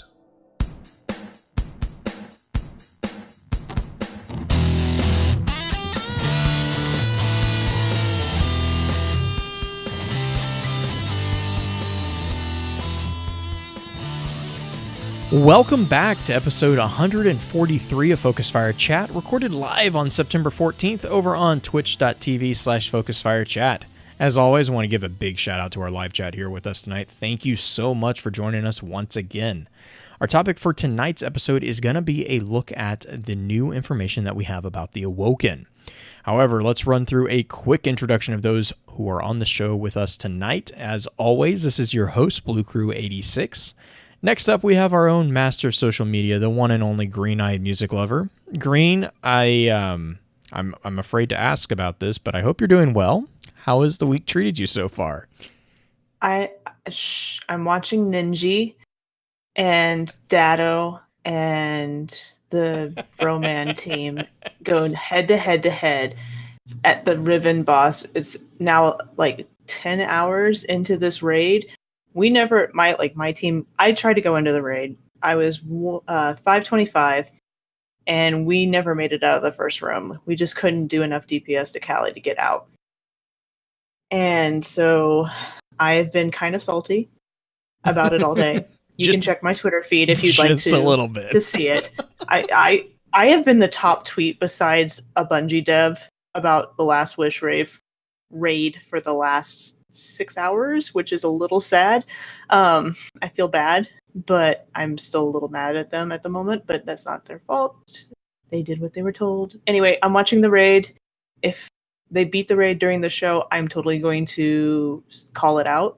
And I'm enjoying watching these guys go through it because they are definitely some highly, highly skilled players. Well, and I like chat's talking about it right now. I think at this point they have been on that last battle 6 hours? 5 hours? Oh my god, Ninja has been for sure. Dado got there about an hour ago, and I guess we're at 11 hours, not 10 hours. Time. So much time has passed today. But yeah, Dado and I believe Gathalion Broman team has gotten there around the same time, about an hour or so ago. And Ninja's been there for like 6 hours at Riven, the boss, the main boss. But yeah, it is. Well, or so we believe intense. Is the main boss. Right. Nobody's gotten past this point at this point. Which only makes it more depressing. Mm-hmm. Oh, man. Well, rounding out the usual team, we have the man who's known far and wide as the Destiny lore content cop and a very, very good spinfoil farmer, the one and only Beard Grizzly. Beard, how are you doing tonight? Have you drank some water? Did you get a good night's sleep? Get some food? I love how I see tweets from like 4 different people now at you and Anon Pig telling you guys to make sure you're taking care of yourselves. Sign. Just shows that we love you and we care about you and we want you to stay healthy. I know, and it's very much appreciated because there were points where I was like, "Oh yeah, I'm actually out of water. Maybe I should go fix that." Yeah. So it definitely has been helpful. But I've been good otherwise. I'm trying to figure where the spinfoil farmer came from though. But otherwise, things have been pretty good. Still enjoying Forsaken for the whole of 20 minutes that I've been able to log in tonight. Haven't been able to the rest of the week. It's been kind of disappointing, a little bit of a way, but oh well. Otherwise, no, things have been pretty good. Work is at this like really weird tenuous spot though, which I try not to think about. New assistant management, and of course there's always going to be some lost in translation things in the process, and other things that kind of get like shoved around. But otherwise, it's been good for creation as well, because this week's been good for creation. Just because I'm able to sit down and like video. Yeah, I guess I had a 40-minute video. We had another 20-minute, and the whole trick behind it is that it has all been unscripted. And people don't think that the quality has dipped, and I'm really happy for that. I get really kind of worried when I go into things, and I'm thankful for this podcast for that reason, I think, because I've been able to kind of find my voice through the muck and try to figure out that like I can say some things in my life and not always have it be exact or have to direct everything in one way. If there's something that I really want to make sure is said properly, then yeah, I'm going to write it down. Mhm. But just the fact that I've been able to do things unscripted and people have been still interested in what I've either had to say or at least found what I've said entertaining. That's heartening, to say the least. I appreciate all the support on that angle. Yeah, been a good week overall. It's also been a super good week because it's been freaking hype in other games, not even just in Forsaken or in Destiny. I don't know why. I have a really hard time calling this game anything but Forsaken anymore because I feel like it's a completely different game ever since the friggin' expansion dropped. Mhm. But for my stupid Final Fantasy mobile game, and yes, I will always refer to mobile games as stupid because they are stupid, and I'm still stupid for playing them. Moving on. Um, in my Final Fantasy game, they released the character that I was really looking forward to for the last several months. Ended up getting 6 of him. I don't know how this happened, but I got 6 of him and 3 of another character, so I don't have to do any more pulls for like another year. We'll put it that way. Nice. And then also in the stupid Dragon Ball mobile game that I play, they just came out. There's this scene in Dragon Ball Super where it's Frieza and Goku, and they're going up against the final boss, if you will, of the Tournament of Power. And they took that scene and they put it into this card, and like scene for scene, like exact, translated it into this mobile game, and it's just a beautiful looking animation and whatnot. But I cannot get over how good it looks, and literally at the fact that I ended up pulling it without like almost any problems whatsoever. And I have like 4 friends that are like, "I hate you so much, so much." Anyway. I'm glad you had a good week. Mm-hmm. Blue. Well, I was going to actually give it back to you, Green, because I could not for the life of me remember if we had asked a question this week for the community. I don't think I did. I think I got so Oh, sucked woo. into the grind It's like, that I'm like, I did totally, I completely miss totally this? missed it. I think I totally, yeah. The grind is real, guys. I didn't even remember it until you just brought it up, frankly. So, I've been having fun with Forsaken. I hope you have too. Yay. Yeah, I totally forgot. Like I said, for the 20 minutes I've been able to play, sure. That's been so good, Beard. I know. I've put anywhere from 4 to 6 hours a night into it. And Must then be nice. most of the weekend. Oh, I've been neglecting a lot of things to be able to do that. My wife has been very patient, luckily, so. That's good. Yeah, I'm going to say every weapon that I pick up, every new piece, like, I didn't have that, of course, over the last year of Destiny because random rolls weren't there. And I know everybody's like, oh, random rolls are the worst thing ever. And I'm just like, I feel like they got it right. They didn't go I'm enjoying too them again. Yeah, they didn't go like too extreme with most of the perks.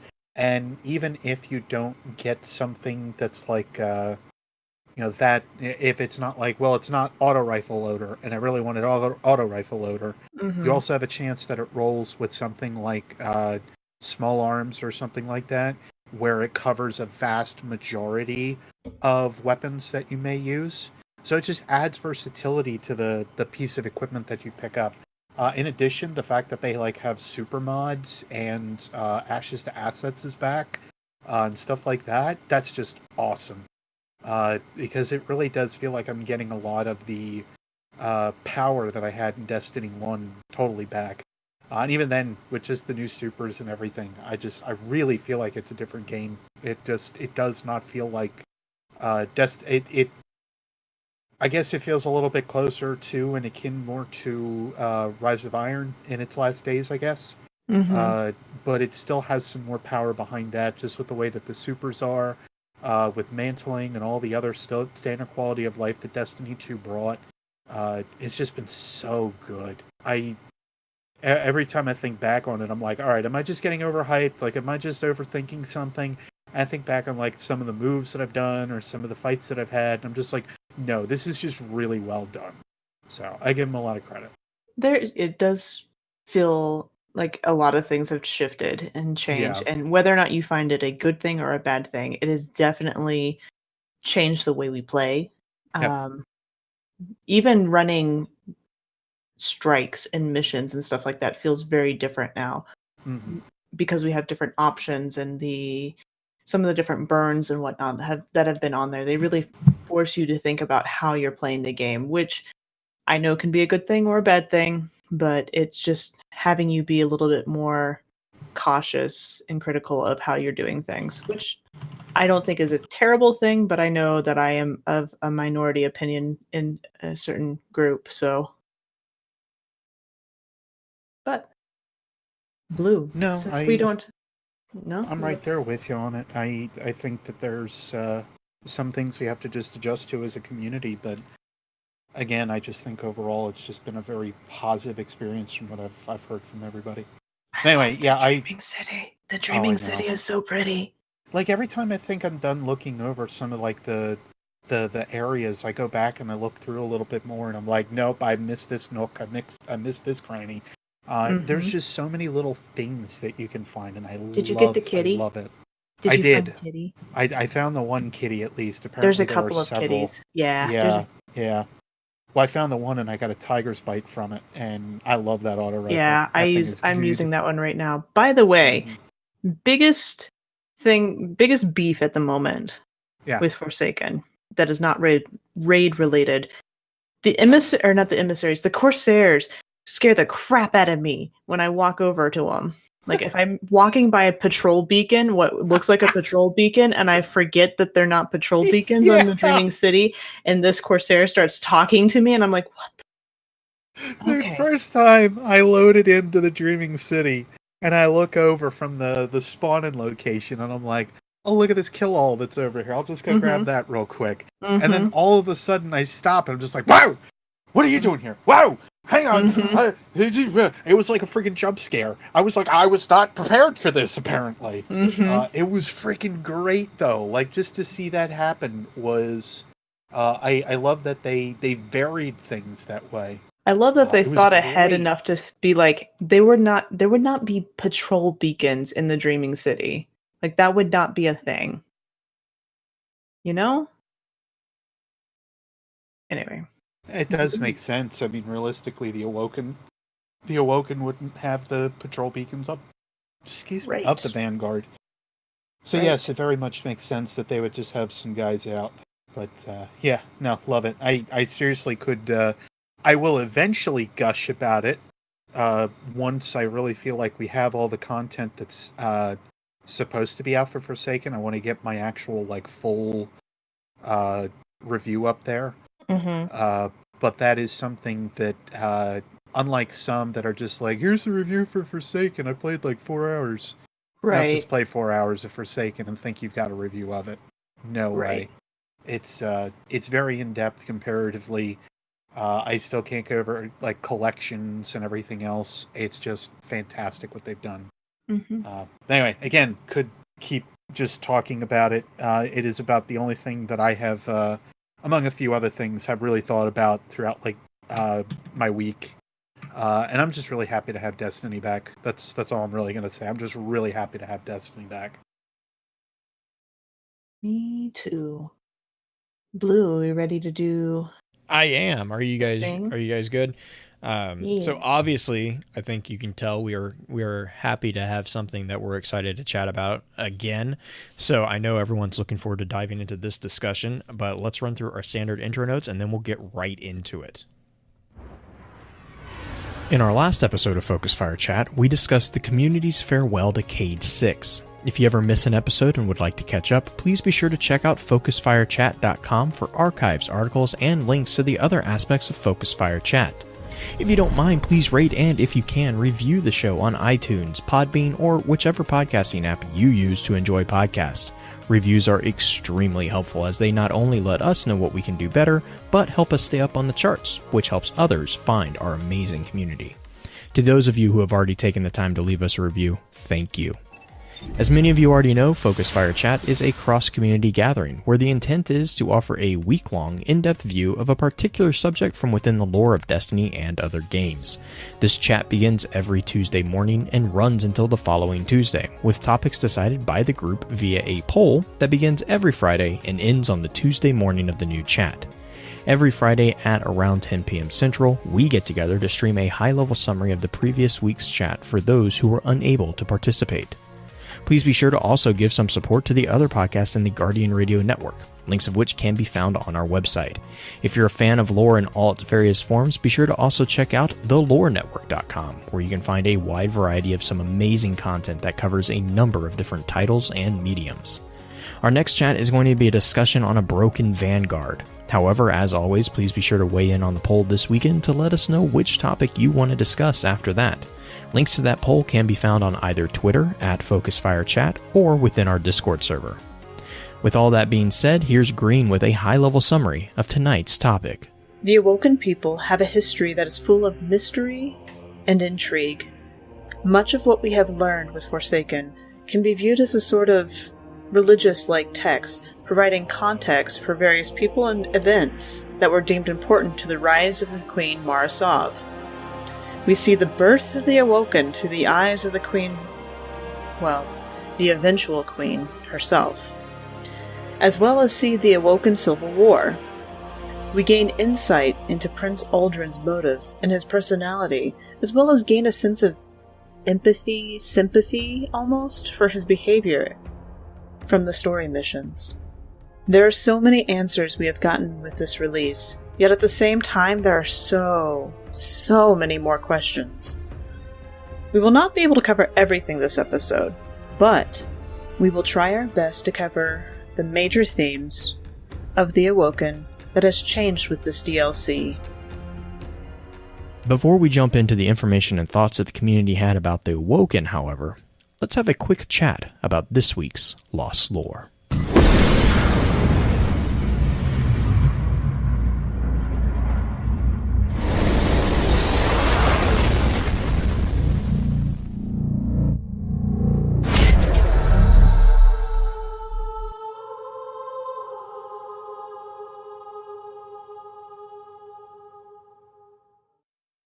All right, so this week we are actually going to kind of, I hesitate to even call it Lost Lore. It's more of like a glossary of what we're going to be talking about, really. Not entirely, thank God. There's a lot of... Oh, God, man. Can you... Oh. I'm going to say, I'm looking at just this realized. outline going, I can't remember the last time we've had one that's like 5 pages. I'm a little worried. It's, and this is just an overview. This is not even all of it. Oh, I God. couldn't tell you how many times I had to stop when, well, Blue mentioned this at the beginning of the episode. We're going to have the supplemental tracks, essentially. Oh, yeah, go sorry, up on YouTube. did I mention that in the episode? No, you haven't. You did it before the episode. I mentioned it. No, I forgot to. So yes. So what? Yeah. Listen to what Green has to say for right here. There is so much information about the Awoken that has come out in the form of quote unquote books that it's a little difficult for us to be able to cover everything in chat. So we can't even do like what does the text say type thing, because we would be here for hours. So Blue and I decided that we would actually record these separately. I think we did this once before with one of the episodes. The story of Yore. That's right. I did the story of yours. So this one, we recorded the Mara Senna, which is 25 cards long. To give you a heads up, it's an hour and 40, almost 50 minutes. And that is with very little time in between each card. So it is a long story. Blue recorded Forsaken Prince. And which was the other one you recorded? I need to do one more. So we have 2 of them done. We have 2 of them to do. I don't think we need to do Wall of Wishes because it's like 15 sentences. But I know Forsaken Prince at the end of it was about 48 minutes, I think, all said and done. And I think I had a little bit more fun doing it than you than you did. Oh, I had to stop and look up words like every couple of minutes. It's like, dear Fair- God, whoever fair wrote warning. this. Fair warning. Great. I had a lot of fun doing Elixni voices. Oh my God. I'm looking forward to that. I haven't heard it yet. But I have to record the Awoken of the Reef book, which is another 23 cards long. And Blue, what's your other one that you were gonna do? Or is that... Yeah, we have the two that we have left is the Awoken of the Reef and the Dreaming City. So Right. we'll just have to figure out. We'll flip coins for it or something. I don't know. Yeah, if you want. They didn't but ask me to read any of these. Just you put that out recorded there. a 40-minute to be video. fair, If you would like to be fair, this is the individual who wanted to rename the episode. Let's educate a know. YouTuber. So I know. This is That's also it. true. That would have actually forced me to actually read them, though. Yep. Yep. It's okay Yeah, because here's what I'm also gonna probably do. I had already had the thought of like, okay, all this lore in the presentation that it's in, like I'm trying to think for the channel how I can also go ahead and do so. Mhm. So I'm thinking what I'm going to do, which I think is going to tailor off of these books and why I'm bringing it up. If you don't know in the past, I try not to talk about my channel that often while I am on this show, because one, I think it's freaking rude. But largely, I think that there's a good reason for this bring up, and that is because I want to cover the books almost immediately after I'm done reading them. So, like, That's I will fair. sit and That's read fair. them. I will record them in my journals, of course, and then from there, I will go back and basically just say, "Hey, here's what I figured out from this," because this sounds pretty prevalent to like what we're trying to talk about. So everything I think that what these guys are talking about here with these recordings and the little bits and pieces that I've at least heard in the works sound like they would tie back very well for like here's the expanded readings on them and the fun readings, and then here's us, here's me just talking about them. Yeah. So look forward, I guess, to that from your Focus Fire crew here. But I would love that kind of stuff, just to kind of, hey, it's like a quick collaboration and we don't even have to worry about much. Mm-hmm. Well, and the other thing is, before I dive into kind of these definitions here, is, we kind of mentioned this before before it had dropped. My excitement about you had mentioned the collections and the triumphs. What this does for us is that this gives us collections to do analysis of. Like, Yep. now we have a collection of the Maracena, which is, if you want, okay, so for example, let's just kind of dive into this a little bit. If you want the history of the Awoken before they came back to our solar system, which we'll get into in just a second, but if you want the history of them in the distributary, I cannot talk. It's in the Maracena. All the history of the Awoken after they come back into what they refer to as the tributary, that's all in the Awoken of the Reef. The entire story of Uldren, well, the majority of the story from Uldren after they return to the tributary, which is our solar system, is in the Forsaken Prince.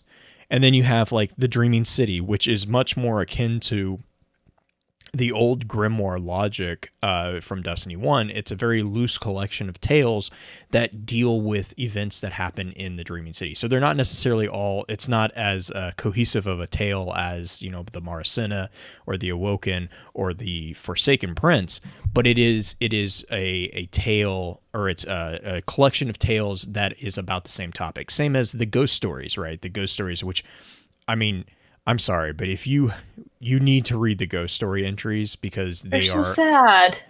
Yes, but there's some amazing ones. The Don Quixote one is freaking hilarious. I mean, the ending of the Don Quixote one, which it's Don Quixote, so it's not really a huge surprise. It's very sad. Right. The Ghost Hunter is absolutely terrifying.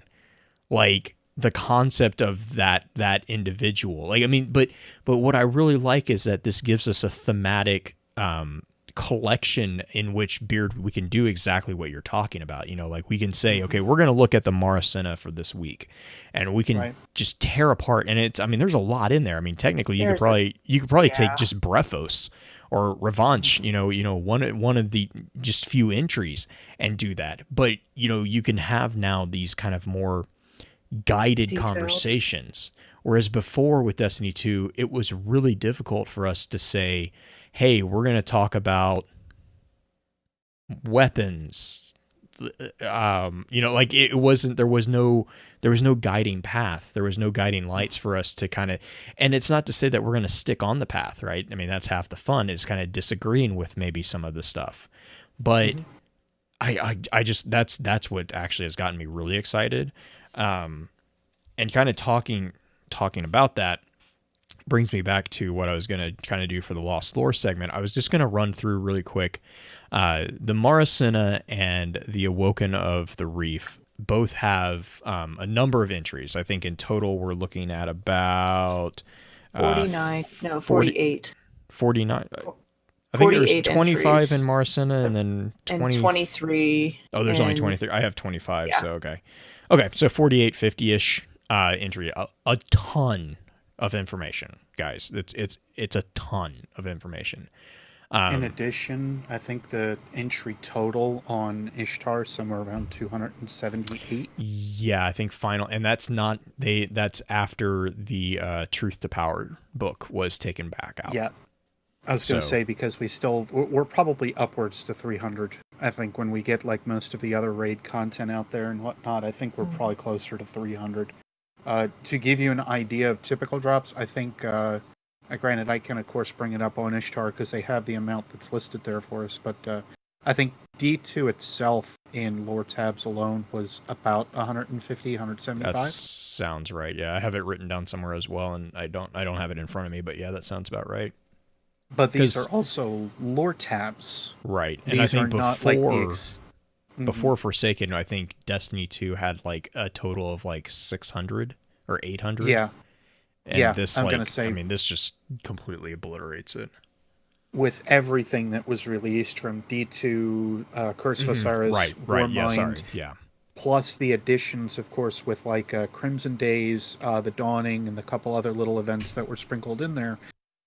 It was. I really do think it was somewhere around like 600 entries. Like, it was enough that I filled a Moleskin book. Like, it was 250 some pages plus there.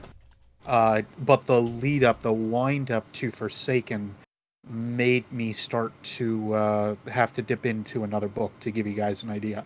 I started on page like I think 30 of my second book for Forsaken, and I'm like already up to 50 or 60 at this point, and I'm already done all of the weapon entries. But that is all that I'm done, is the weapon entries. I now have the armor, which goes in an order. I now have the Sparrows and Ghosts, which granted there aren't that many of like previous expansions. And then I also have all of the book entries, which I'm going to be sitting around for probably the good majority of a month trying to sort through. I do not have the time of day right now to sit. Like, if I full hermited up, right? Like, I didn't go outside for a little while, I might be able to get through a good majority of them in about a 3-day time period. One, I would feel like garbage. Two, I would probably look like garbage more than I already do. Hey yo. And then otherwise, I would be in a very unhealthy place, because I would like crawl out of that room and just be like, Destiny lore, it is all that I am. Or I can also pull a Robin Williams guy from what is it, the Sci-Fi Channel guy, the aliens conspiracy guy. Yeah, aliens. Aliens. Or I could also pull a Robin Williams, in which case I end up going, "What year is it?" Mm-hmm. Anyway, but definitions. So one of the really cool things is that as I was going through these initially, I didn't take the time to really look into the naming convention of the entries, and I'm kind of sad that I didn't, because when I read it the first time through, I was like, this is kind of interesting. If you read it alphabetically, because I didn't have the information on the books just at the time that I was reading it, but if you read it alphabetically, it actually worked. which was kind of cool Or on first off. Marcena, yes. Well, in the Awoken, like if you read all the way from like Brephos all the way down to Tyrannicide, it's all in alphabetical order. Like it flows from very start to very end, and it's really well done, which I thought was kind of cool.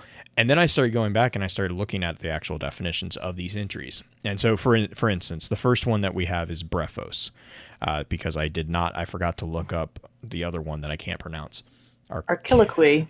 Archiloquy, which I'm sure, actually, I can probably look up that real quick. But Gesundheit. Brephos, yeah, no, it's, yeah. Brephos actually, so the majority of these, actually, all of these except for one, are actual terms. I'm going to preface it with that. Brephos is it's derived from a Greek word, and it means an unborn child or an embryo, or a brand newborn child, an infant, a very young infant. And so it's very appropriate that Brephos is the first entries into the Maracena. This is speaking about kind of, ironically, it was the Awoken before they were the Awoken, so they were not yet born as the Awoken. They were still in an embryonic form as far as their entire life cycle.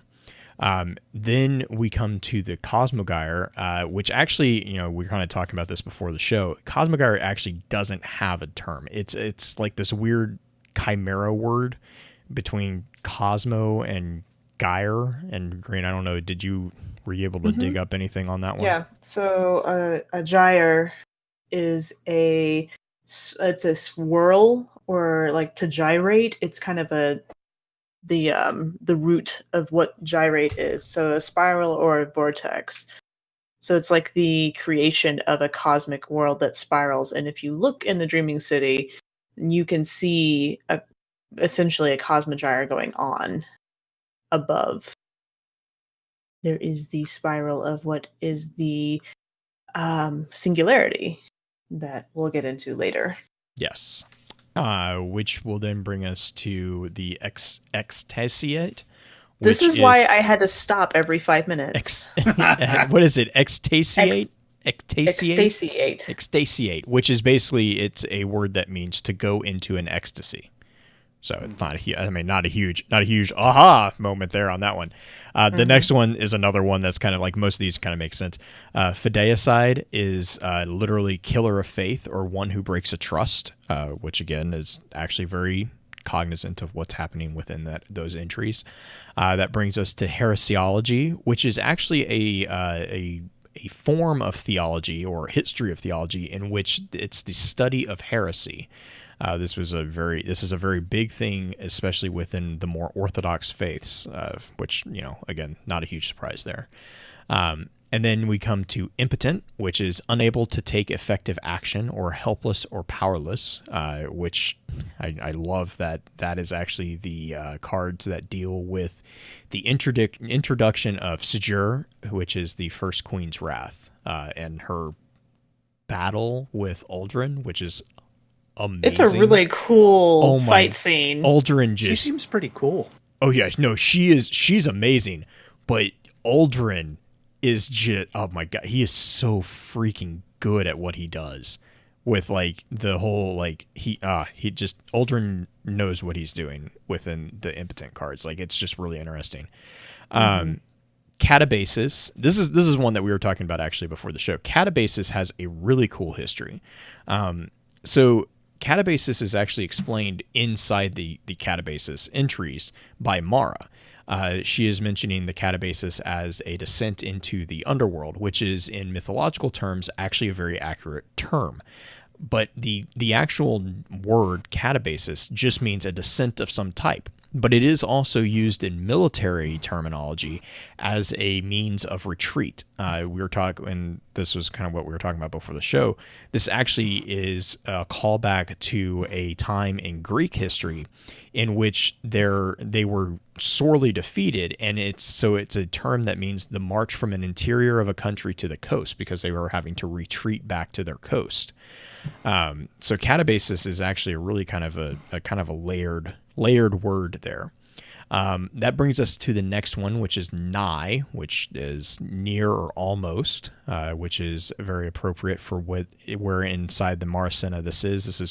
This is at the point inside the Maracena when they are preparing to leave. Which, talking about leaving, we get to palingenesis. Palingenesis, the word is the concept of rebirth or recreation in mythology. So you will see this a lot in like Phoenix mythology and stuff like that. So, and again, in palingenesis, this is the end of the Maracena, which is the transformation from they're leaving the distributary and coming back to the tributary, and so they're coming back into the mortal realm. Then the first entries in the Awoken of the Reef are called revanche. Revanche is literally revenge. It's basically a policy or movement that is aimed at achieving the return of a nation's lost territory or status, especially when those losses were results of war or a treaty signed under duress. And to unpack why that is a very, very cool use of this term is because the entire event that led to the creation of the distributary by the Awoken was basically a treaty that they signed under duress. And that kind of goes back to the Cosmogyre and the events within that, as far as like between Cosmogyre and Extasiate. That's what kind of happens is they made a deal under duress to escape the conflict, and so they lost their access to the mortal realm. They were given access to the distributary, and so revanche is them coming back and kind of starting to claim what was kind of theirs, or their birthright basically. And that kind of takes us to Telic, which are the second set of entries within the Awoken of the Reef. Telic is a word that means directed or tending to a definite end, or expressing goal, result, or purpose. Again, appropriate because within the Awoken of the Reef entry, this is basically the establishment of the reef as is governed by Mara. And so what we see in Telic is the beginning of the construction of the Dreaming City. We see a lot of the plans being laid. This is also where Riven is introduced. And Riven is very crucial in the entire development of some of the things that you see in the Dreaming City, even in game today, before all the changes that are going to be coming, as part of the ever-evolving end game, as they call it. Some of those things are what were being laid in place in the Telic cards. And that finally brings us to Tyrannicide. Tyrannicide is simply the killing of a tyrant. And this is where we get the cards the entries that explain Mara's plans to, not overthrow, but to eradicate Oryx, and her plan to implement what she refers to as the bomb logic, which I'll get to in just a second. And kind of where you start getting a feeling that, she sees Oryx not as a nemesis, but as a step to gain the weapons in which to do battle with her nemesis, which starts begging the question of who she is actually up against, like who she's looking to fight. So Tyrannicide is actually 5 entries, and it's probably one of the most telling of the entries, I think, in the Awoken of the Reef, at least, because Tyrannicide deals directly with the entire conversation between Eris. It explains all of what was going on with most of what was going on with Eris and Mara, how Eris got involved. It explains that. You see the beginnings of a lot of the plans that are being coming to fruition in the Forsaken DLC, that if you stick, one of the devs mentioned this on Twitter, but if you stuck around for Petra during the campaign, she has optional dialogue once you get her into the Dreaming City. Tons of it. Oh yeah, she's got, I think it was like 7 or 8 prompts. It was 5 minutes worth of it was a lot of information too. But a lot of that information, when I recorded it, I think the good majority of it was just me standing there listening to her. I was like, keep talking, keep telling me more. It's like, wait, how many are there? It doesn't end. This is wonderful. Just keep talking. Yeah. Anyway. But so a lot of the terminology that, or a lot of the concepts that she is mentioning at that point are explained in Tyrannicide, and like the framework for what is going on at the beginning of the Forsaken, and kind of what we're seeing as far as like the whole, you know, killing Riven, you know, going after Riven, that is getting explained within the Tyrannicide cards, or at least as far as like what is happening, why we have to do certain things, or the surface of reason why we have to do certain things. So those are the entries of basically the Maracena and the Awoken of the Reef. Entries inside the Forsaken Prince there's not a lot hidden in them. They're all pretty straightforward, to be honest. Let me pull this up real quick. And that's because the Forsaken Prince, like I was saying, Forsaken Prince is literally the story of Uldren, and it is explaining Uldren's kind of descent into this weird madness / borderline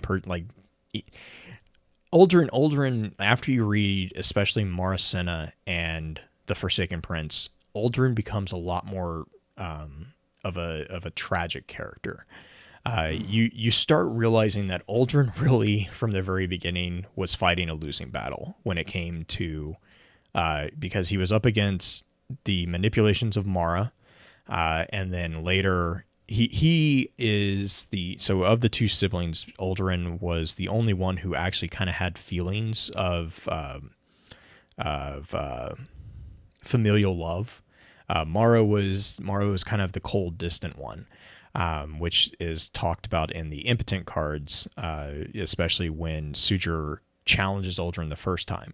You start getting the sense that Uldren is actually the one you should be sympathizing with. Mara is the one that's kind of manipulating everybody, and I mean, Mara gets called out by her own mother. I was about to say Osana actually calls her to the plate and like basically point blank tells Mara that if she doesn't stop manipulating Uldren, she loses her as her mother. Like she will cut her out of her life, which is, I mean, Osana actually tries her best to protect Uldren from Mara, but the problem is that Uldren is so loyal to Mara that it doesn't matter to him. Like he just loves her that much, which is what happens inside the Forsaken Prince. You see this like development of a character who is just unquestionably loyal to his sister, and then it's the after the fall card, after the fall entry, which is about halfway through the book.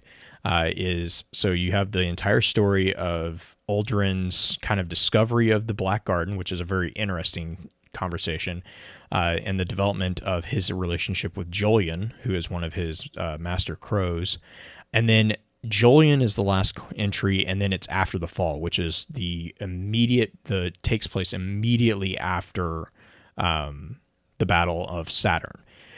It also explains why Uldren's ship ended up in Hellas Basin. So I encourage people to go read it because it point blank explains it. Like it completely explains it.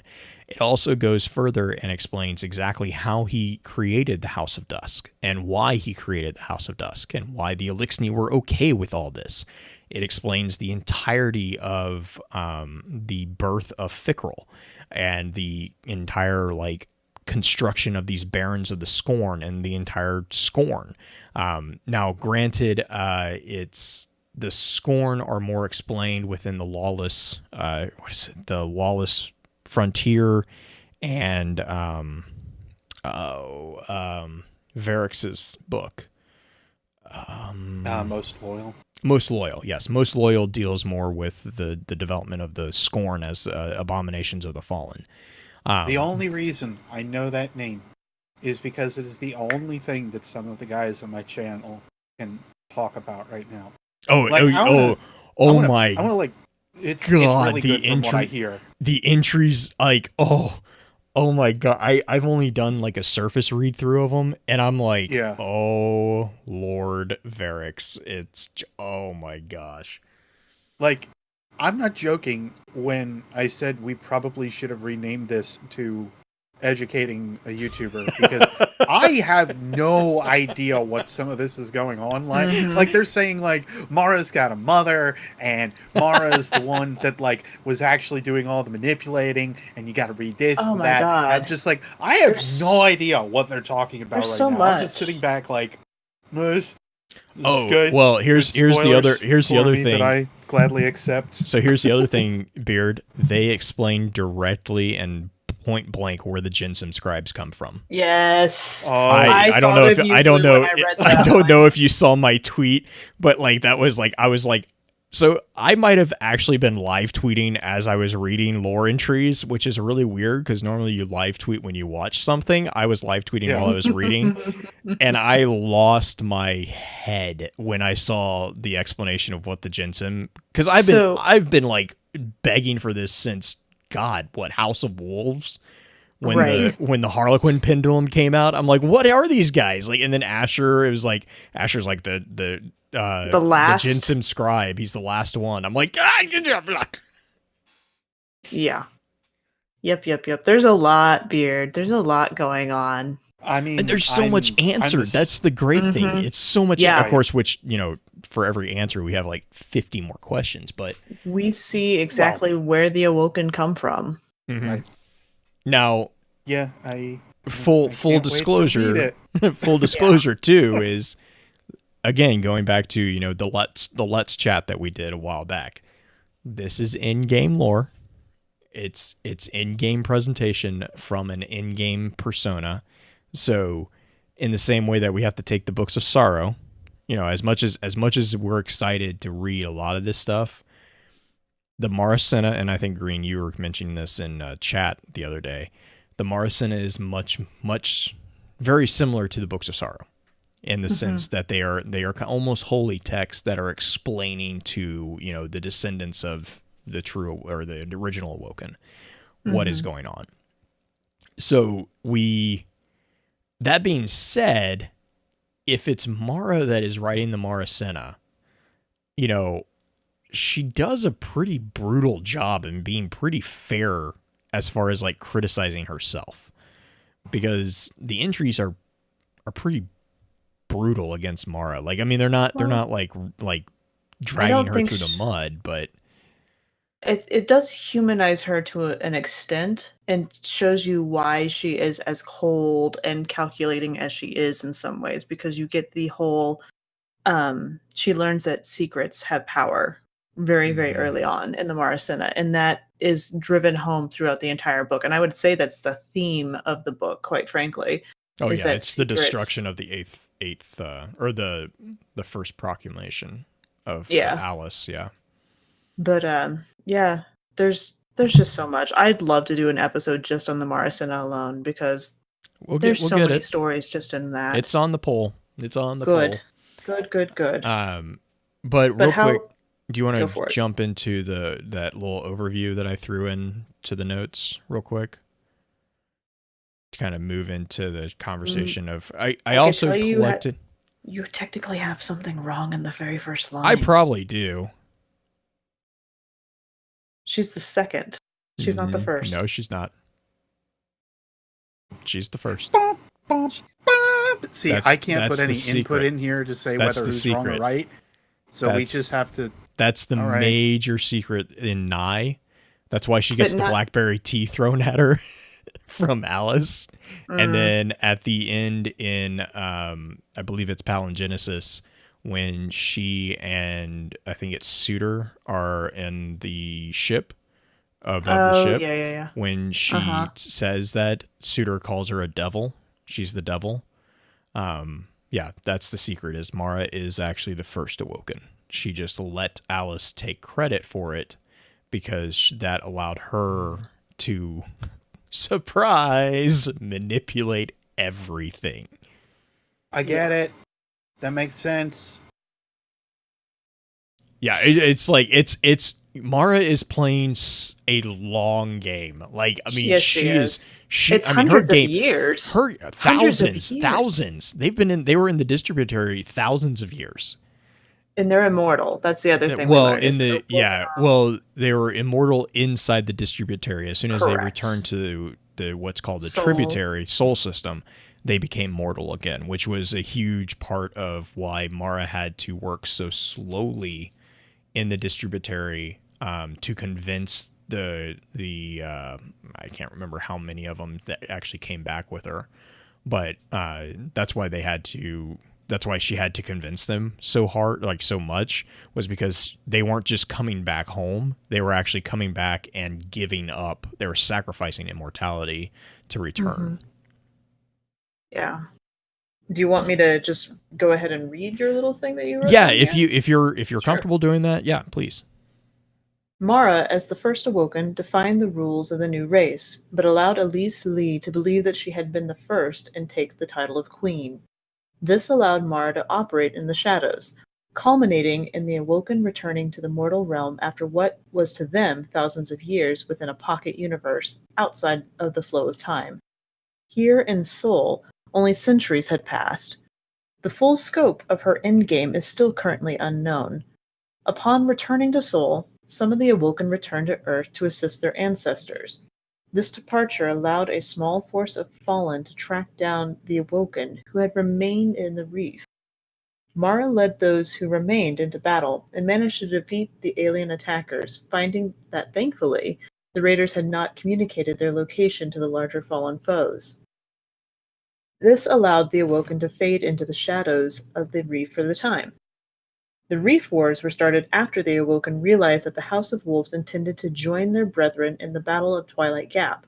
For reasons still unclear, Mara attacked the distracted Fallen fleet, killing their Kel and opening the house to internal strife between the remaining forces, each thirsty for the now vacant throne. Mara was able to watch, waiting until the wolves had nearly destroyed themselves to sweep in and finish off any who opposed her, taking control of the fallen House of Wolves as their new Kel. The house would eventually rebel against the Awoken. Some believed, with the help of a few of the barons of the Scorn, these Queensbreakers. Oh, you have this written slightly odd. The house Yeah, would sorry. eventually. Sorry. I wrote that like that entire. Yeah, sorry. It's okay. The house would eventually rebel against the Awoken. Some believed with the help of a few of the barons of the Scorn. These Queenbreakers, however, would not survive the revolution they led for long. Now allied with the Guardians of the Last City, Mara and the Awoken put out a call for revenge, and the Guardians delivered it with violent efficiency. The Awoken people would experience another massive blow to their way of life soon after the resolution of the Wolves' betrayal with the arrival of Oryx, the Taken King. Although the Guardian and their fire team managed to defeat him, it was not without paying a heavy price. Among those lost were the Queen of the Reef, though some held desperately to the hope that she was still present in some way.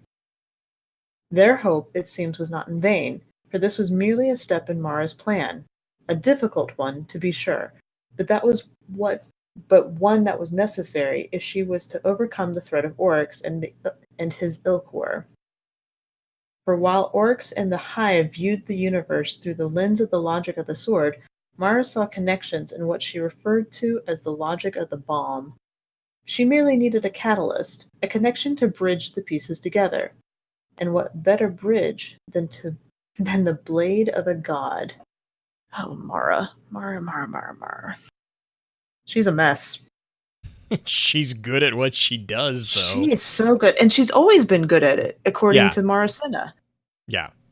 Like, she's, 19 when they left? When they got on Exodus Green and got on the project? Sounds right. 19 years and 9 months or something like that. Yeah, because Exodus... Oh, no, I'm sorry. I accidentally opened up Arlequin, or Etchu. So yeah, Lang Leway was the... Which, okay, sorry, real quick. A really, cool nod there. Yang Lewei is actually China's first astronaut. So, just, have that in the back of your mind, too. It doesn't have... There's, absolutely no connection to anything else. It's just a little trivia fact. Yeah, Lang Lewei was the umbrella ship or whatever, the ship spire. Yeah. But was it Exodus Green that she was on? Exodus Project Green Project was... Amarita. Yes, Project Amarita, but Exodus Green was mentioned in one of the early cards too, because there were 40,000 and then 481 were the numbers of people. Oh man, there's so much loaded in that because Uh-huh. there were. This is Beard. This is why I don't know if you saw my message in Discord the other day, but this is a potential nod to, I don't know, the 9, because there were originally 900 crew and 40,000 passengers on Yangla Way. The 40,000 passengers were basically in cryosleep and were, basically just they were just literally passengers. When they went through the events on Cosmogyre, they were brought into the distributary and basically made it into Awoken. Well, when they were Awoken, there were only 40,891. There were 9 missing. And there's no comment on it at all anywhere. It's just they went from 40,900 to 40,891. That's it. 91. Like 91 or 81? It'd be 91. It'd be 91. Sorry, I had a brain freeze there because it'd be 9 missing from 900. Right. That would be really scary. I mean, but I'm like, I read that and I was like, "Are you kidding me?" Like, I'm gonna be. They're just going to continually poke at us and give I know us all it's like, sorts well, of different... and it's like what I was telling Beard before the show. It's like I was doing some rewriting of summaries from Destiny 1 just for my own notes, and I was sketching out the House of Judgment sigil, and inside the House of Judgment banner that we had from Destiny 1, there's 3 bars with 9 circles connected by small bars. It's 3 lines of 9 spheres with bars in between them, and it's just on the House of Judgment banner. Like there's no connect. And then Soraya, we were talking with I can't remember. Oh, I feel terrible. I can't remember who it was at Guardian Con, but talking about her face tattoo. It's a circle of 9 circles. Like there's just these. Was it Man at Arms? No, it wasn't Man at Arms. Man at Arms was when we were talking about the Titan who was Satan. Oh right. No, this was. Oh gosh. There's a lot of people that we talked to about different things. It might have been Z in Tristan. chat's got it. Like there's so many like red herrings that it's becoming it's very different. But there's almost like a faux pas. 9. It's 9 missing people. Like what is going on? But yes, So- Amarita was the project that she was on. Yes. And she selected to be put onto that project because of an event that she had on a the rabbit EVA. embryo. That is like, is that a Jade Rabbit reference? I have no idea what It's it such is. a random. So there's Yeah. Go for it, Greg. Go for it. So the story is, and I don't remember which one of the cards it is from Maracena, that Mara Breathless decided that she wanted to be a part of this expedition, this finding of getting away from the travelers. She didn't want to be beholden to what was going on because she was doing an EVA, and her partner that was out there with her, while they were repairing it, suddenly had his faceplate shattered by a frozen rabbit embryo that came hurtling out of nowhere and just destroyed his face. And it's like, what the... I kind of want to pat whichever Bungie writer wrote that, because I literally paused at that moment and went, that is really effed up. Like, who's got rabbit embryos in space? It's also oddly specific. Right. Well, and there's 2 other references to rabbits in deep space. One's the Drifter, and then the Jade Rabbit. So it's, but I remember reading that, and I'm like, hang on, did I just read that? Like I had to go back and reread it because it's such a mess. There's so many good little stories within the Maracena. Also, sorry, talking about little stories, we also got a possible explanation to the A113. Mm-hmm. Oh, Yeah. so was it really- isn't just going to sit there as like a thing No. anymore. It's going to actually have Well, purpose. I mean, I Cool. don't know if it's gonna sit there. I don't know if it's gonna go anywhere, but we got it. I think it's a nod to the A113. It's oh, what was it called? It was a space station that just like they have like a almost like a Dead Space-esque report from it. Okay. It's a really interesting little thing. It's got I want to say I didn't have a chance to like look into it to unpack anything super detailed because there's a ton of coded stuff because it's it's basically a damage report and it's the call intake person freaking out because the space station was like reporting damages and then went silent. And I guess one of them had family on it and they just like, they completely went silent. And so it's like, it's them freaking out. And then another one's like trying to clock him off this ledge, basically. It's a really interesting little card. I'm trying to remember which one it is. I can't, hang on. Let me dig it up real quick.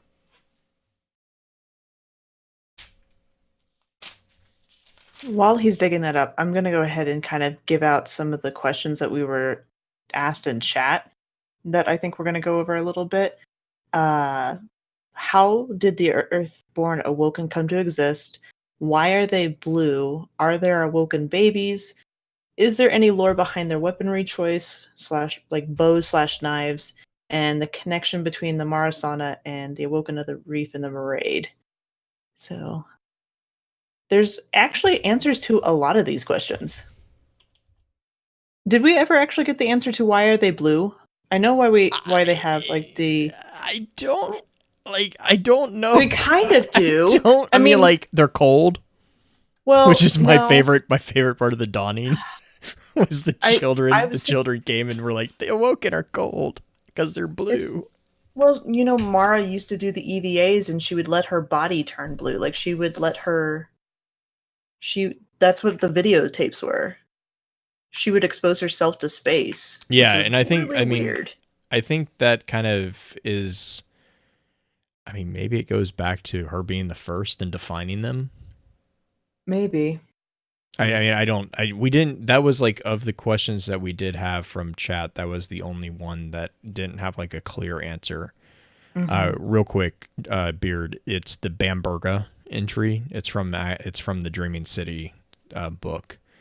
How did I have a feeling when I saw the name for that one just sitting in the entries that was going to be an important one? It's an interesting one. Oh my god, this is so. And long. it also mentions Orin, which yeah, Veru mentioned that in chat. There are two names that appear in one of the new 9 entries, and both of the names appear in the Bamberga entry as well. Gotcha. So there's a couple connections that are really kind of cool within it, just from a very, very, very quick overview of it. But no, Green, let's chat about the first one, because I know that was actually a pretty popular question, was what? So the Awoken go through this pocket universe. So why do we have Earthborn and Reefborn Awoken? How did the Earthborn get created if they are on Earth? So all the Awoken initially came from the pocket universe. Like the ones that came back with Mara are all from this pocket universe that were initially shifted or changed or born in the pocket universe, because we found out they actually had a breeding project going on to make sure the Awoken could actually expand, but they did it in a very controlled manner that wouldn't. It was very civically minded, the way they did it. They made sure that there was never going to be any lack of food or anything going on, that they could always sustain with the amount of population that they had. By the way, what, Blue? I was just saying that is part of the verdicts of the distributary. If you want me to bring those up, because I have those actually written out. At some point, I think we want to, but right now, sorry, that was actually one of the verdicts was the population control. It was just right. As far as how we have Earthborn Awaken, once Mara comes back with from the distributary with the group that came back with her, a lot of them revolted essentially and decided to leave. And that's you kind of we learned a little bit about this in the Maraid and the fact that Mara had to call them back. And I believe that's the second time she tried to call them back or the third. But I almost want to argue that it's a crossover of the Maraid and the entries that we have here, because I kind of think that she only gave him one chance. I think she gave him two chances. Okay. There's a line mentioning this would be your last chance type thing. Oh, okay. Because whenever the revolt happened, they came over and a lot of the Awoken didn't like essentially abandoning Earth, because the way Mara convinced a lot of them to come back here is to come back and find their ancestors, where they derive from humanity, essentially. And when Twilight Gap happened, a lot of them were really... Or no, was it Twilight Gap or Six Fronts? It's Twilight Gap. No, it wasn't Twilight Gap. It was... I don't even know if it was Six Fronts. I think it was because they came back and then Uldren kind of figured out that the Fallen were like all over the place because he got attacked. That was Revanche 1. Revanche is like they're kind of figuring out, oh, there are new aliens. Literally, there are new aliens inside the system that we need to be wary of. And Revanche 1 is when Uldren kind of has an encounter with the Fallen, and that's where he kind of gets his throat cut, and he barely escapes. And then Revanche 2 is him reporting back to the entire Awoken, because at that point Mara had not solidified her leadership of them yet. Just at that point, they were still kind of in flux. And that was more the crux of their problem. Was a lot of them were like, who died and made you queen? Was actually a line in the card, and Mara's response was, she was like, well, we all did. But it was more about like there's the Savin card, which is where a Awoken Guardian is brought back and introduced to Mara, and that's where her distaste and distrust of the Traveler is kind of solidified inside the entries.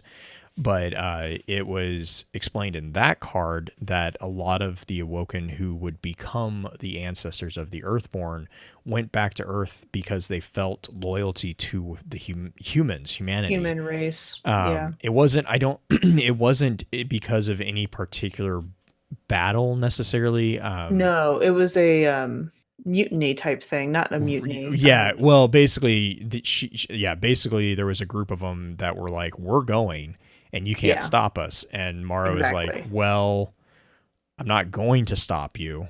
I mean, I can, but I'm not going to. It's your choice. But if you leave, you leave. Like, you're not going to come back. She proclaims that she'll allow them to do this thing, essentially. It was kind of you're going to do this thing anyway, so I'm going to make it official that you can do this thing. Yeah, it was let's save face in this whole thing. Yeah, a lot of it was. But yeah, the Earthborn Awoken are descendants of the original ones that came back with Mara from the distributary. They can breed. We know that, even that like the immortal Awoken could breed. And yeah. We know where they came from. Right. And that kind of the Awoken baby question. Obviously, now that they are mortal, they're not so strict. We also find within these two questions kind of tie back to to tie back into the verdicts that they establish within Extasiate. I think it's Extasiate 2, that they identify the verdicts of which the distributary will be lived within. They also explain why the Awoken are a matriarch society, because there were so many more women. There were so many more women. It was just a matter of numbers. It really was, because the fifth verdict is that women should protect and care for men and children until more could be born. And so, I mean, that coupled with the fact that they are immortal, so they had to control population, kind of led to a bit of a this is not really going to change. Though it's very interesting to me because the other thing that you kind of get called, or that gets called out inside the verdicts, is that there are Awoken born of flesh and machine. Yes, like the Techians. Well, Excuse and so me. yeah. No, this gets interesting. So the Techians are an interesting thing as well, because there's also a segregation between the type of technology here. Mm-hmm. We have two types of technology called UTech and Maltech. Give you a guess. One of them's good, one of them's bad. Maltech is the bad tech. It's like blasters, like what is it? Mirror laser, I think it is that Sigir steals. It's It's something. It's one of the last.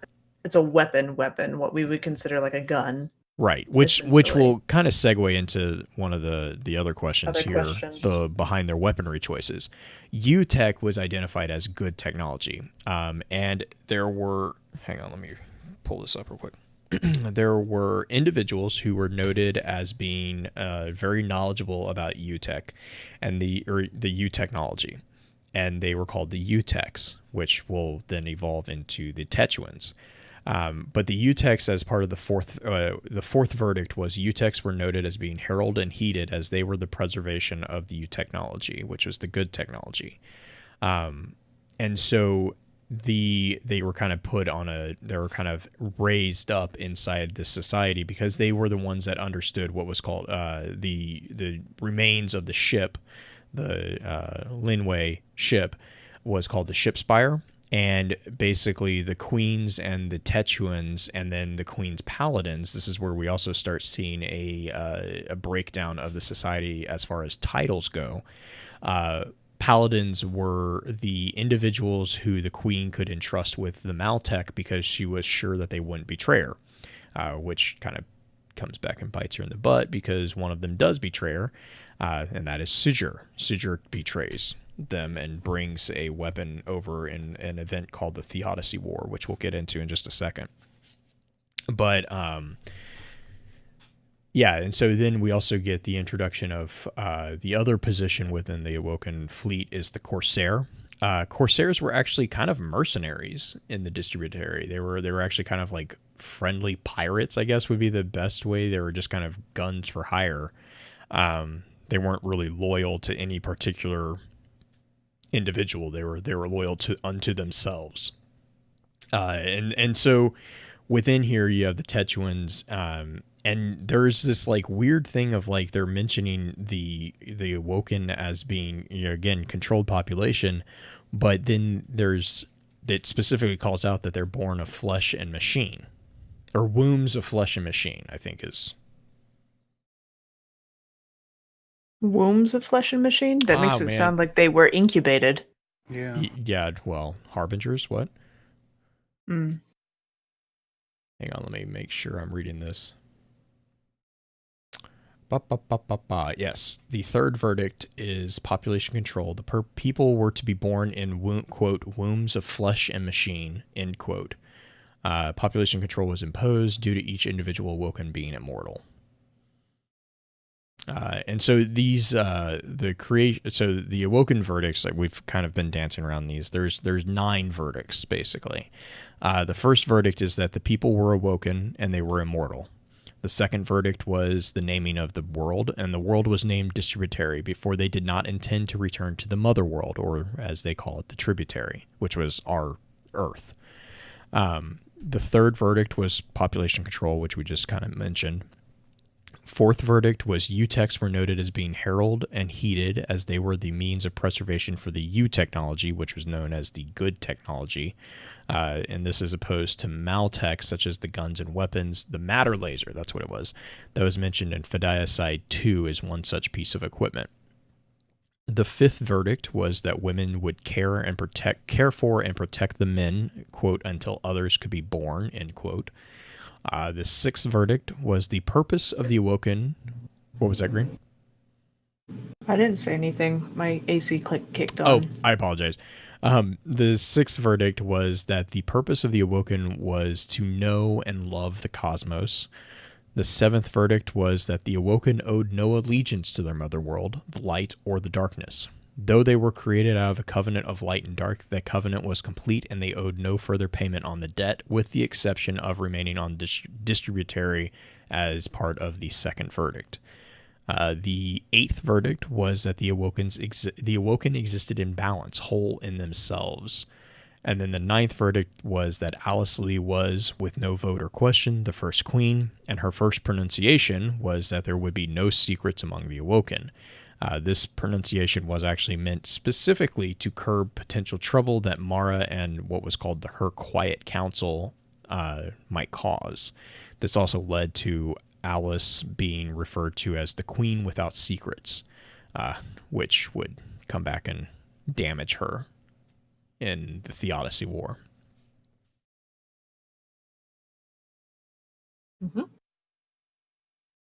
Sorry, What's the lore behind their...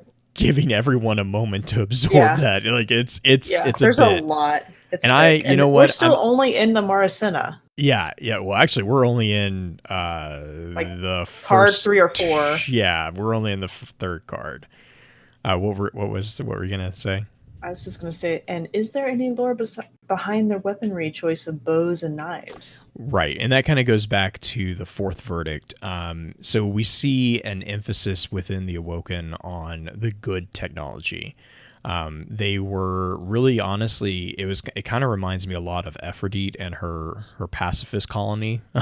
Actually, they're not opposed to doing violence, which we see in the impotent entries between Uldren and Sajir. They're actually by far they're not opposed to it at all, but they don't want what's called Maltech, which is atomic weaponry, which I believe old weaponry. Yeah, it's oh God, what card? There's like a reference back to the. There is it's Mara. It's Mara, and she says that they are their own success because they dismantled the weapons as soon as they developed them. Because so basically the other thing to keep in mind is that the Awoken as immortal creatures have existed in the distributary for thousands of years. Even though only centuries have passed in the real world, thousands of years has passed them. So they have actually surpassed the technology that they crash landed with.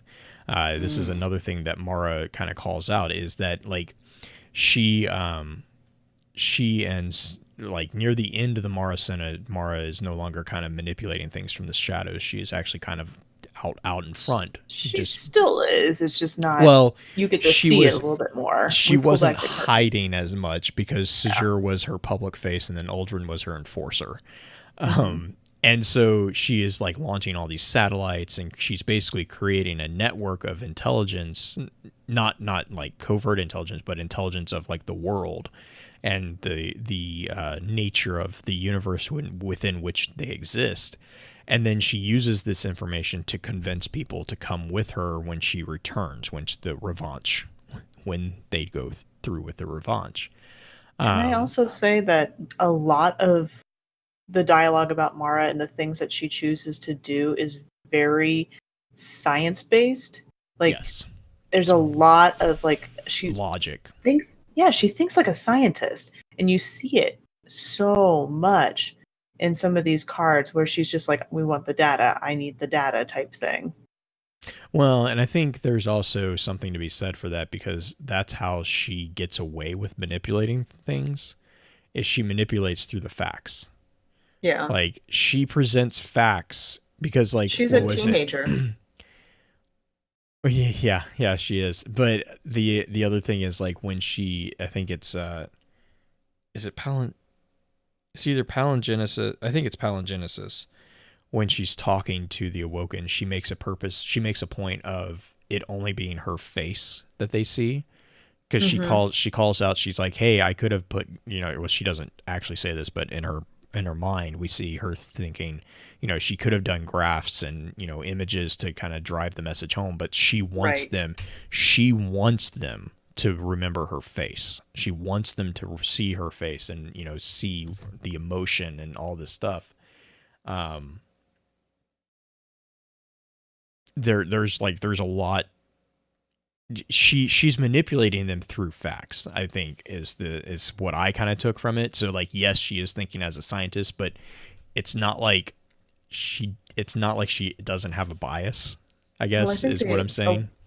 the Awoken race tends to think like that, or at least what we see of the various ones. That there are obviously like warrior type people, like Sujur, or however we're going to pronounce her name. Yeah, Sejur. Shujur, Ido, and Aldrin are both definitely more the martial type characters in the story, but you do see a lot of high tech scientific. I don't want to say jargon because it's not exactly the right word, but they use that kind of language to describe what they're doing. Yeah, no, and I agree. I think that kind of goes towards them. Sorry, wow. I think that goes towards their presentation of being elven. To be honest, like they have a higher understanding of reality, which is a very elvish, kind of going back into Tolkien-esque fantasy. They're very highly sophisticated, and they have a higher understanding of what it is, what reality kind of is comprised of.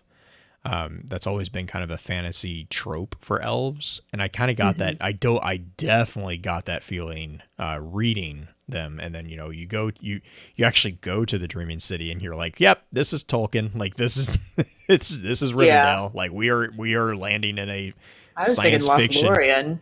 Well, yeah, or yeah, that works too. Yeah.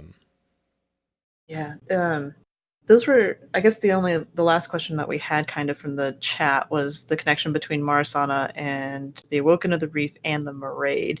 Yeah, and that was more of my question because I wanted to hear I wanted to hear your thoughts on that one. I think it's a continual timeline type connection. Marasana is the initial. Woken of the Reef gives you a little bit more before, as far in my interpretation, a little bit more before the Maraid happens, and then it ties directly into the Maraid. Because you start to see it from the outside perspective, the Maraid. Because we get most of the perspective in the Maraid from the officers and whatnot, not Mara herself. Right, yeah, the Maraid. So we, to date, have not gotten anything full from Maraid. The only information that we have from the Maraid are quotes that were part of the House of Wolves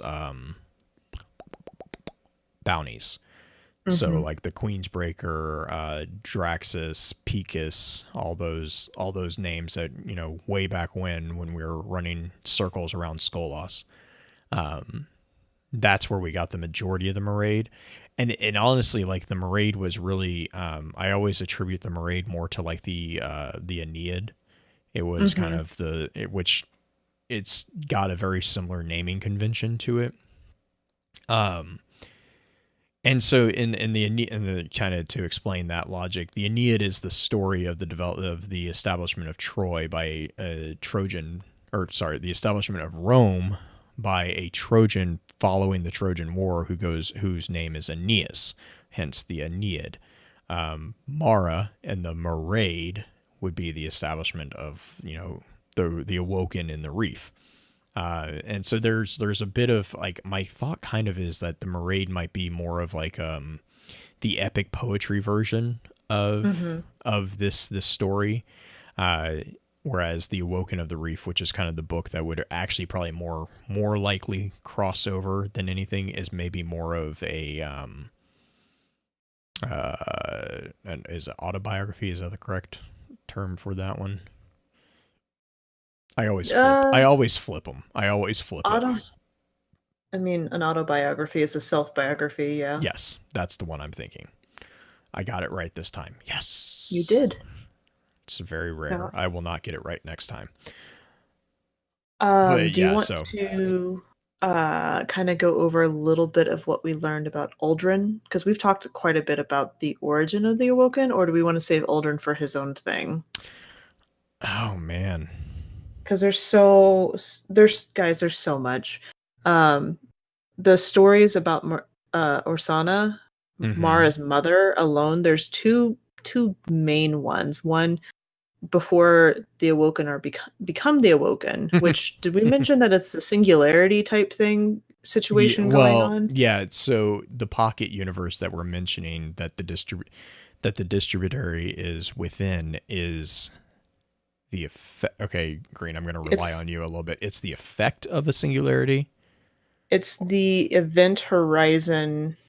It's mumbo jumbo as far as science goes. So I'm gonna get chastised by Z, I think, in chat for getting this wrong. I just saw her in chat pop up. Yeah, astrophysics. Yeah, it's very much so. There's a discussion about the event horizon between the mixture of the light and dark. So the blast that we saw at the end of the Red War is very small in the interpretation that I'm reading, as far as compared to the initial blast that created the Awoken. The event horizon of where that blast, that white light, met the darkness, which was where the Yang Liwei was very close to, that is where the pocket universe was initiated. And then, multiple dimension type thing slips into all sorts of timey-wimey problems. But yes, that is as much science as I'm willing to give. I'm just going to quote Z. Pocket universes are actually a theoretical astrophysics term that we believe may exist. Yes. Yep. That's that's all I have. Just a pocket universe. I don't even know what you said. It's not a Polly Pocket universe. It's just a pocket universe. I'm not gonna finish that thought. Anyways, I don't know why, but now I have a picture of a Cabbage Patch Kid running around with. This is like, if you want like a good visualization. You remember Polly Pockets? Oh my god! Okay, so I did. I was following your logic there. I was like, why is there now a Cabbage Patch Kid running around in my head? You stuck it in your pocket and you carried it with you. Oh god! Oh. Pocket Monster Universe. Oh man, chat's loving that one. Z, I'm gonna need you to help me with that then. She's gonna help me with the astrophysics aspect of this, because she says that they actually did. They did quite a bit of they actually did their due diligence with the astrophysics research. That's really cool. I'm looking forward to it. Yeah, I am. I'll totally be game for listening in on some of those. But yeah, okay, so Uldren. Oh man, where to start with Uldren? So Uldren is the entire project really of recording the Forsaken Prince, I'll be honest, kind of made me double down on my view of Uldren really as a tragic and sympathetic character. He's not we kind of saw that with Gaul. They were kind of being like, Gaul's the hero in his own tale, blah, blah, blah. And like, even then it was kind of like, yeah, but he's still kind of an a-hole. Like, even within his own head, he's kind of that way. Uldren, though, is ultimately Uldren's goal from like the very first time that we see Uldren in these entries till the ending of the campaign, which Beard has calmed me down quite a bit about, but still I'm a little upset about. The entire time Uldren has really one goal. And that is to save his sister, to save his family. Like that really honestly is what he is all about. He is her protector. He is her enforcer. Everything he does is done kind of in a way out of love for her. There is a degree, especially near the end, near the end of when Mara was still here in the realm of the physical realm, where a lot of his actions were him trying to get her to say thanks, but not from something she was expecting. He was trying to do stuff that she wasn't expecting. And that all stems back to the beginning of the Maracena, where you see in Brephos, he is like this like scrappy was a 0G brawler who Yeah. always got his butt handed Oh my to him. god. Like He just fights this woman oh in god, the first it's scene that so you see him. great. It's Oh my- funny. It's so bad. But Yeah, yeah, and he Vuru in chat actually has saying something pretty similar to my thoughts. He's like Vuru says that he feels like psychologically Aldrin stayed human and just lived too long with Mara, which kind of gives him a borderline personality disorder. And you kind of see that with Aldrin. When they come back and Aldrin first encounters the Fallen, Mara even makes a comment about, oh, well, he's found his true people. Because the Fallen are those scavengers who will always find a way to survive even if you beat them down, you know, and that's really Aldrin. Aldrin is always trying to I don't know. I don't get the fact I don't get the idea that, or I don't agree with the idea that Aldrin's out to, like, Aldrin doesn't have aspirations of his own. Like, his aspirations is to further the plans of Mara. Especially or go for it. Considering, and as far as the voice lines and the actual cutscenes at the end of the story missions, he's warring within himself because he is not sure if this is really what to do for Mara or whatnot. But that's it, ultimately what he ends up doing is giving what he thinks is his sister that shard, that little piece. Well, yeah, because and I think that's also when he starts realizing that it's not his Yes. sister. That's why he's fighting it, but his Right. conditioning, because I think psychologically, I feel like he's been conditioned by Mara. I don't know if it's like a yeah. Well, which is what Osana was so mad at her about. Right. Because the power you hold over people, and she doesn't specifically talking about Aldrin, but Aldrin was essentially exactly who she should be talking about. Aldrin was always her lapdog, essentially. He would do anything and everything for her. Well, and right now they're talking about the difference between borderline personality and dependent personality disorder inside in the chat. The reason why I kind of attribute him more towards borderline personality instead of dependent personality is because in his book, The Forsaken Prince, the first entries are called The Length of a Chain.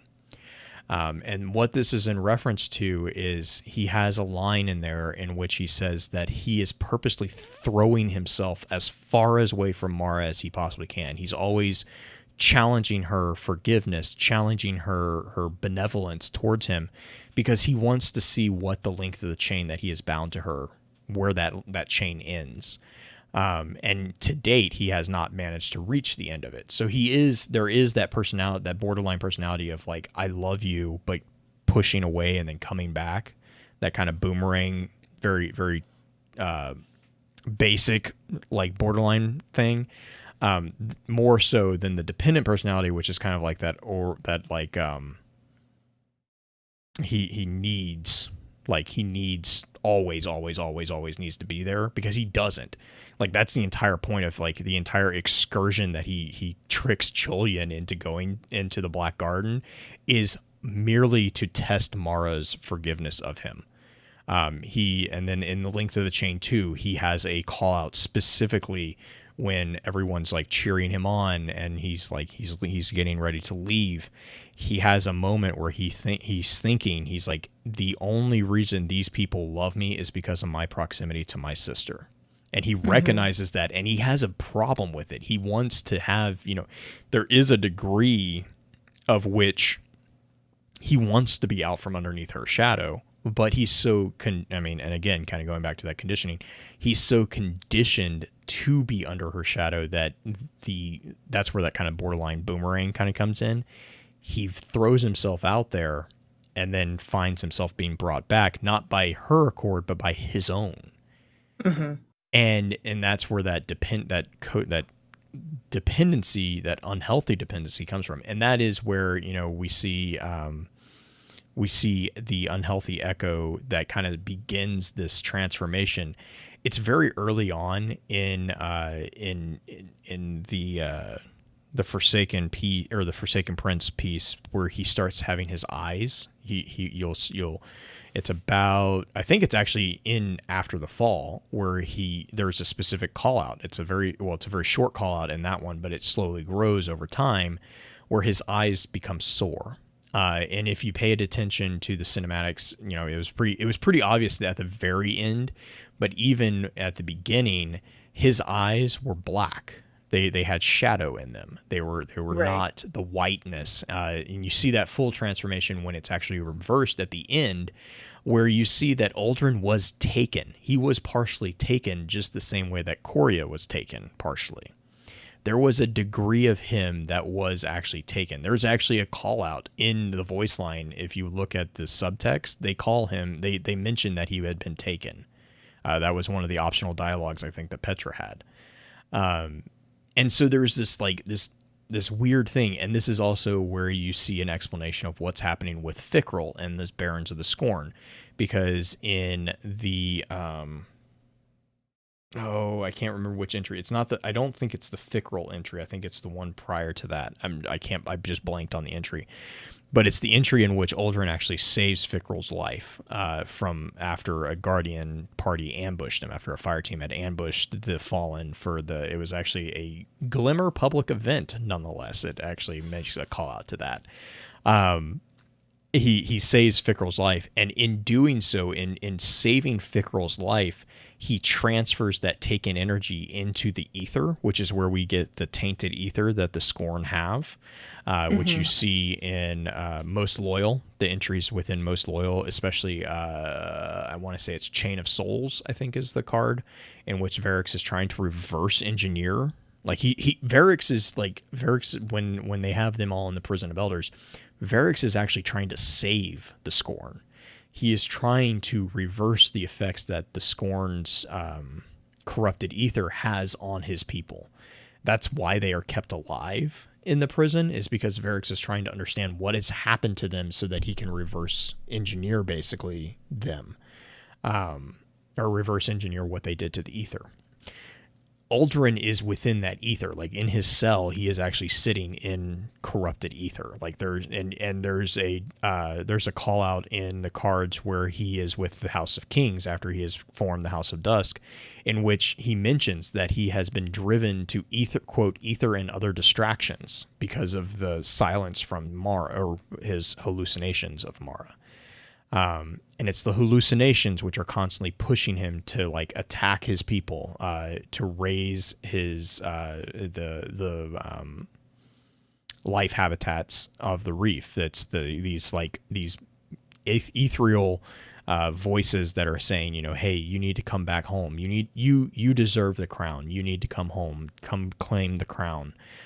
His slaughter of the Awoken Paladins within the royal throne room is also part of this whole thing. It's like this feeding of his desire to please Mara, but also his fear of, kind of not having Mara there. He's not used to not having Mara telling him what to do or what he should do, even if it's to disagree with it. He's not used to not having that voice there as a constant variable. Well, they're foiled towards each other too. Like they speak to each other in questions. They never answer directly. Yes, I do remember that, because that was when Aldrin's, his Crowhawk had died, or was dying. Dying. The right before the last scene with Orsana, because Orsana and Aldrin are having a campfire dinner with Mara, because Mara's basically a hermit in some respects. Yeah, which was a beautiful con on her part, by the way. It was interesting. She's the wise woman on the mount, essentially. She's brilliant in her deceptions. But anyway, the card where Aldrin his crow had passed or was going to pass. It was passed because it was on his last hunt. He was letting it hunt the parrot, or it killed a parrot, and she was like, she was like reprimanding him, and then she felt bad for him. because he's just like, let him die the way, or like let him have his last hunt type thing, which is kind of a beautiful callback to Aldrin's in some way, and his role in what he plays, because he is her crow essentially. He's the one who hunts for her. Yeah. But as far, we kind of dug into Aldrin, we've dug into the history of the Awoken a tiny bit. The return we semi talked about, and we're glazing over so much, and I feel bad, but it's at the same time, it's just call like, real quick for Beard. Mithrax does make an appearance. Oh yeah, I forgot about that. I read up on him a little bit in it's not a big appearance. It's not a big appearance, but Nezarec appears in one of the cards, by the way. One of the new cards. I had a feeling they were going to bring him up at one point or another. Which one? Nezarec. Oh yeah, Nezarec. That's it's about cards Drifter. about Saturn. Mm-hmm. Yeah. Yeah, Mithrax has some very interesting little parts within some of the weapons, though. I'll yes, definitely say keep your eyes open and on those. It's Lord of Wolves, I think, is the one where it's Mithrax and the fire team. It's or it's Lord Mithrax or Queenbreaker. Yeah, it's like it's him, a warlock, and a titan, right? He's part of their fire team. It's a titan and a warlock and a hunter, and they're just sitting chatting back and forth between each other, and eventually you start to hear. I read them in opposite order because I didn't know what was happening between them. Okay. So the order that I read them in, they were arriving at the den. And I was like, well, why does this captain sound so weird? And then all of a sudden I think it was the warlock says Mithrax, like questioningly. I'm like, wait a minute. Oh, I get it. It didn't hit me until later that it was like, oh, it's that kind of captain. I'm an idiot. But yeah, some of the stuff there, the implications behind him, I'm actually I actually got on the horn to Matt right away because I knew that he had covered him, and I was like, "Yo, dude, you got a plan for Mithrax, right? Like, before I take this on you, because I'm gonna feel terrible if I do." But I don't really want to get into it because it's going to be a whole separate thing. But if we're tying it back towards like the Awoken at all, I'd sent out a tweet after I had read that stuff, and I said, "Long live House Wolves," and it falls back to the thing I had mentioned before.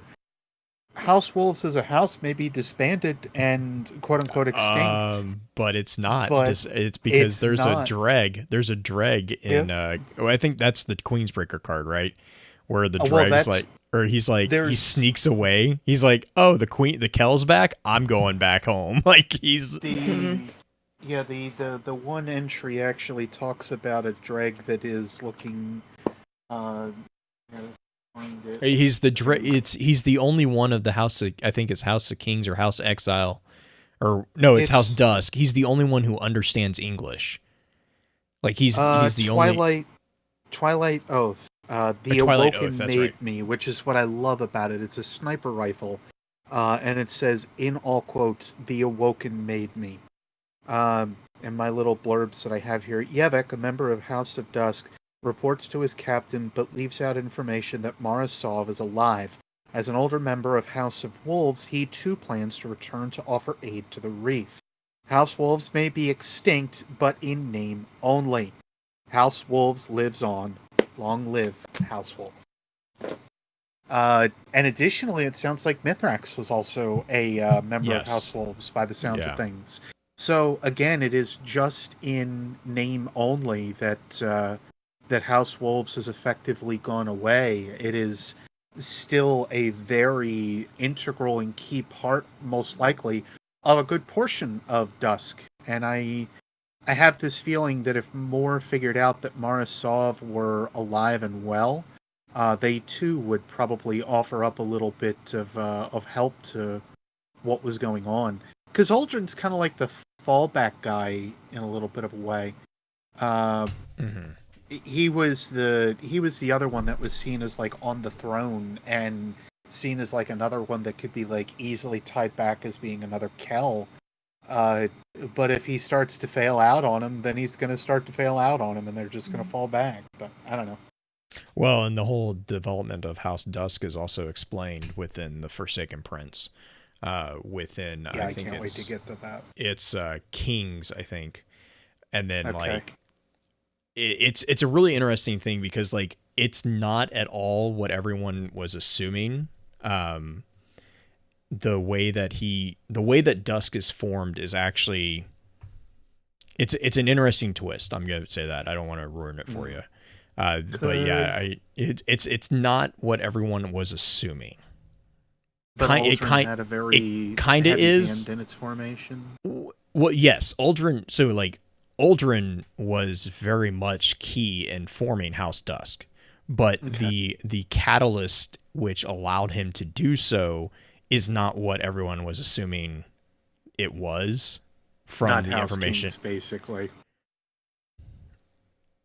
Yeah, it's just I can't answer that question without answering that question. So like, I mean, it's nothing. Like everyone was assuming that it took a path the way that it actually did go down was not what everyone was assuming. I'm just gonna keep it there. Yeah, Okay. or was assuming based off the information for I think it was oh man, what was that? Rise of Iron when we got Fallen 6. Basically, the events of Fallen 6 are what happened, but it's not how it happens, if that makes sense.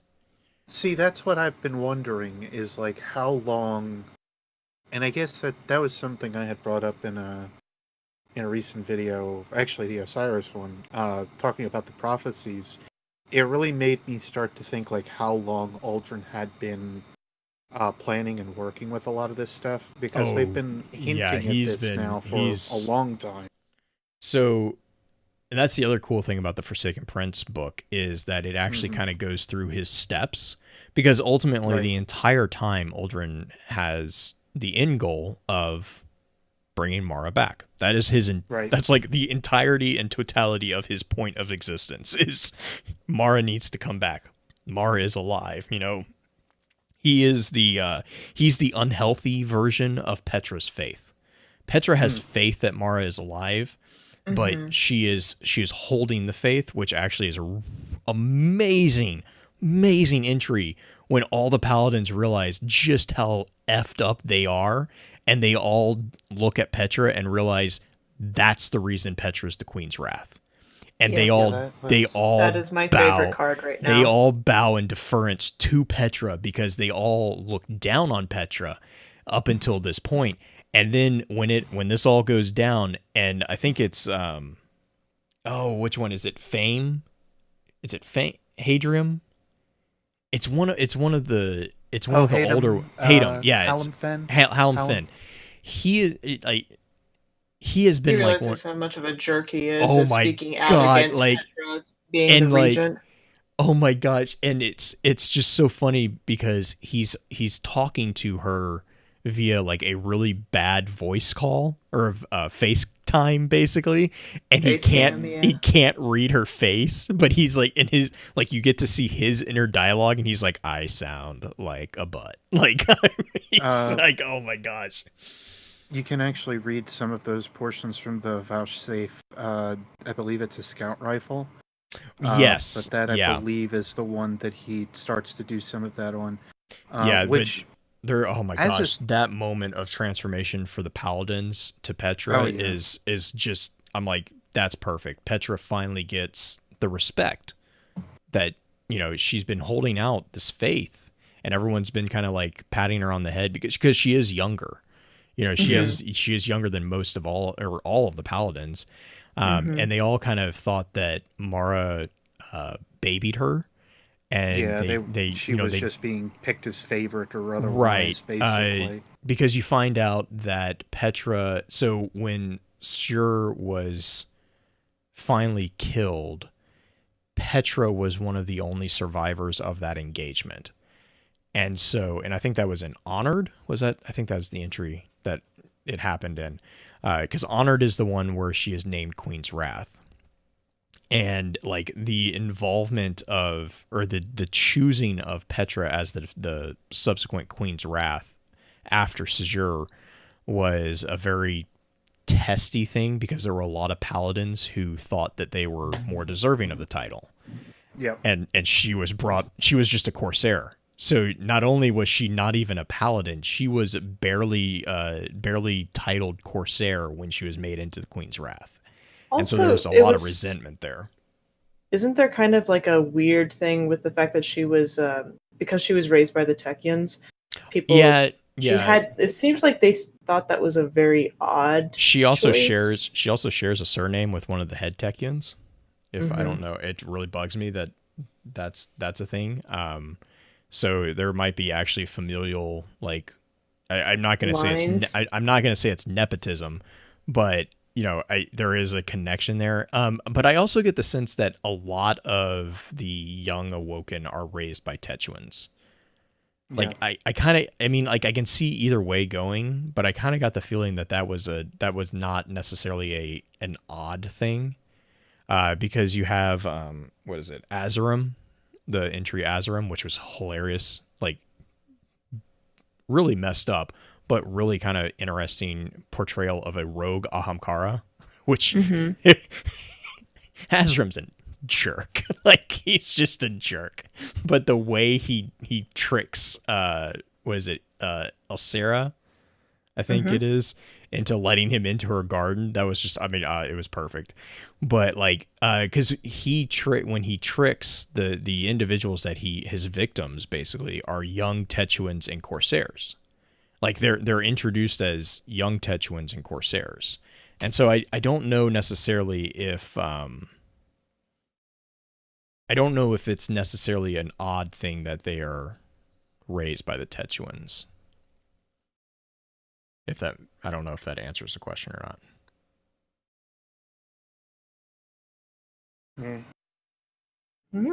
I know chat really wants us to kind of delve into the bomb logic. I don't feel comfortable in doing that at the very end of an episode. Yeah, that's already at 2 hours at. Yeah, bomb logic, really, I almost want to say that we need to have an entire episode on the logics of the universes, because we're getting crowded here. We have the sword logic, the bomb logic now. You have the whatever you want to call the traveler's logic. And the Vex. And the Vex confluence. Singularity. Convergence. Convergence, thank you. God, I'm like, I'm yeah. All the bomb words logic. What is confluence? Why do I care about it? Do you mean this word? Yeah, that word. That word, dude. I feel like Google there for a second. Did you actually did you actually showing results for no autocorrect? Stop that. The milk logic. The Vex are simply universal. Oh goodness! I'm referring to it as the milk logic from now on. No, it's awesome. No. Let's not say we never did. All right. There's too many jokes that can come out of this. You can do it. Yeah. Dairy logic. Oh my god. It just makes me laugh because of my wife's questions about the Vex milk. Yes, I actually brought that up the other day in one of my streams. God. Oh my god. All right, so that's a clear sign that we need to wrap up. When you can break blue because it's 1 a.m. Yeah. Oh geez, is it? Oh man, it is. All right, so let's jump through some shout outs. We will. All right, here's the thing is I will put bomb logic. I'll put the logics on the poll, and we'll get it there, because I think really honestly to give it fair, what the fair due is, or what it's due, we would need to do an entire episode on it, because we really could do an entire episode on a lot of these topics, but that one especially is very crucial to Mara's plans. So. I agree. And we've kind of avoided, luckily, some spoilers. Like, we haven't gotten into anything that, granted, the game's been out for 2 weeks, and I know people have lives, and so you're not going to get I don't think we, as far as like spoilers for like in-game campaign, I don't think we really. We didn't even mention the thing about that you find out initially at the Dreaming City after you talk to Petra. When she presents the offering to the Oracle. Yeah, I almost wanted to mention that, but I mean that's a whole nother rabbit hole that we can go down because that ties into the Jinsim. Yeah. But or Gensim. I think I don't know how you want to pronounce it. Jinsim scribes. That's how I said it throughout all the cards. Yeah, I feel like we did a pretty good. This is such a wide casting topic. An overview-ish, like a start. If you want us to do more of the Awoken cards, because there's so, like we said many times this episode, there's so many more. Vote on the polls, or let Blue and or I or even Beard know. Beard can like shoot it forward to us about what you want us to go over. We'll put it on the polls and vote it up. We will dive into it. Maybe next time I'll actually be able to give some input. Beard, I've got some theories for you. I don't know if I want to hear them. Beard, I've got some theories for you. I've been good. I've been real good. I have not bothered you. I don't know if I want to hear them. I have not messaged you any of these things because I know that things are rough right now, but I've been real good and I'm waiting patiently. She might have like the 3-inch binder full of notes. I don't Mr. have Stark, that I don't much. feel so good. Yeah.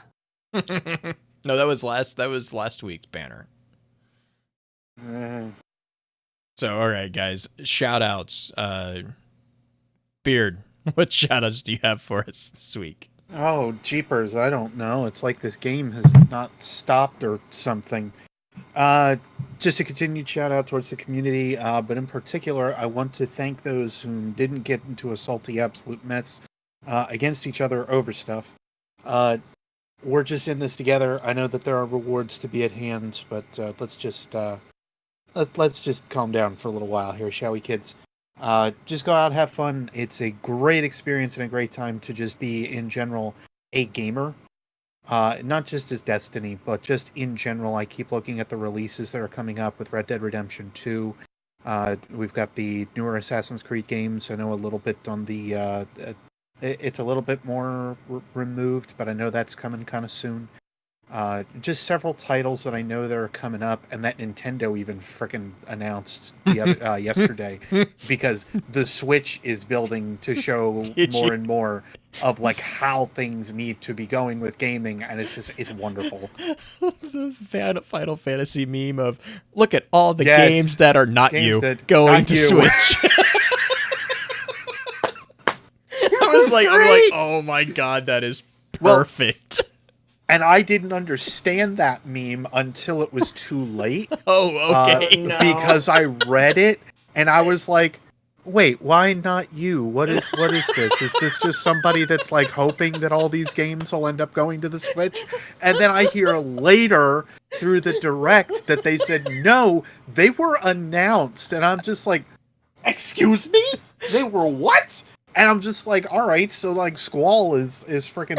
I saw another one where it was Final Fantasy VIII fans be like, and then underneath it's the scene where Squall is in total darkness, and he says, "Am I alone?" ? And I'm like, oh my god, like actual scene from the game. It was great. Oh my god, So, I saw that meme, and I immediately was like, "Where's Beard? I need to find Beard." No, that one was fantastic. Regardless, like I'm blown away that like right now anybody and everybody can frankly get into something at this point, be happy and not have like a salty stick up their bum about everything, and just sit back, enjoy yourselves, have fun. And if you are being a big salty jerkbag, take a step back or just go away. Green, what about you? The raid is still going. Yeah, I just They saw have that not- in chat. Was like, oh No, my god, I'm- when will it I've end? been watching it. I have both like Ninja and Datto up because those two teams apparently are the ones that kind of have it closer together. as far as like have their crap I pulled mean, together. Seriously, that's got, what is that now? 8 hours on one encounter? I guess as far as Ninja, yeah. But we're what, 13 hours into the raid? And they have made it to Ninja has made it to the point where they've gotten further. They're one step ahead of Datto at this point. Datto's team has not figured out how to get to where everybody's falling, and they're shooting out the taken swords off of Ribbon, because that is a really cool, that the falling scene. Anyway, it's really cool. I'm excited to be able to finally do this at some point once I am high enough level to do so. I heard somebody say that Riven looks like a reskin of Zol, and I would just like No. to put that to an absolute No. rest No, right no, it does now. not. No. And Like, honestly, going back to that Ugh. comment too, that wasn't Soul. No. Which also Right. kind of got confirmed softly. Oh, Yeah. oh, did it? Ribbon Yeah, does well, not gonna look. read something? Tolan basically was like, haha, you think you killed a god? Oh, that's funny. Like, it's like, I was like, that's like the only dialogue that I've heard from Tolan, and I fell out of my chair. I was so happy. I was like, oh my god, yes. Okay, Dad. Yeah. I'm still just gonna sit back and be like, guys, I freaking told you so. Just how many times do I It have was- to tell you to it to was so stop? great. Like, oh my goodness. Anyway, I'm sorry, Green. I didn't mean to cut you No, off. Yeah, you're sorry about good. that, Greg. You're good. It's just, I'm just in awe. I'm in awe of this raid. I'm in awe of this expansion. There's so many different levels and layers of things that we've even brought up just in this episode of Mhm. not just the lore, but the encounters, the collectibles, the cats. There's cats to go and present offerings to. Like, Yes, because the cat needs to judge you more. I want to know the lore behind the cats. Me too. I just, it's cute. It looks very Egyptian, but it's really cute. But yeah, it's just I'm in awe of the amount of work that has obviously been put into this, and I'm really grateful that they did, because it's just I don't want to say too much because I don't want them to take it away or to not try as hard next time, because it's a pleasant amount of pain that I'm in at the moment. Okay.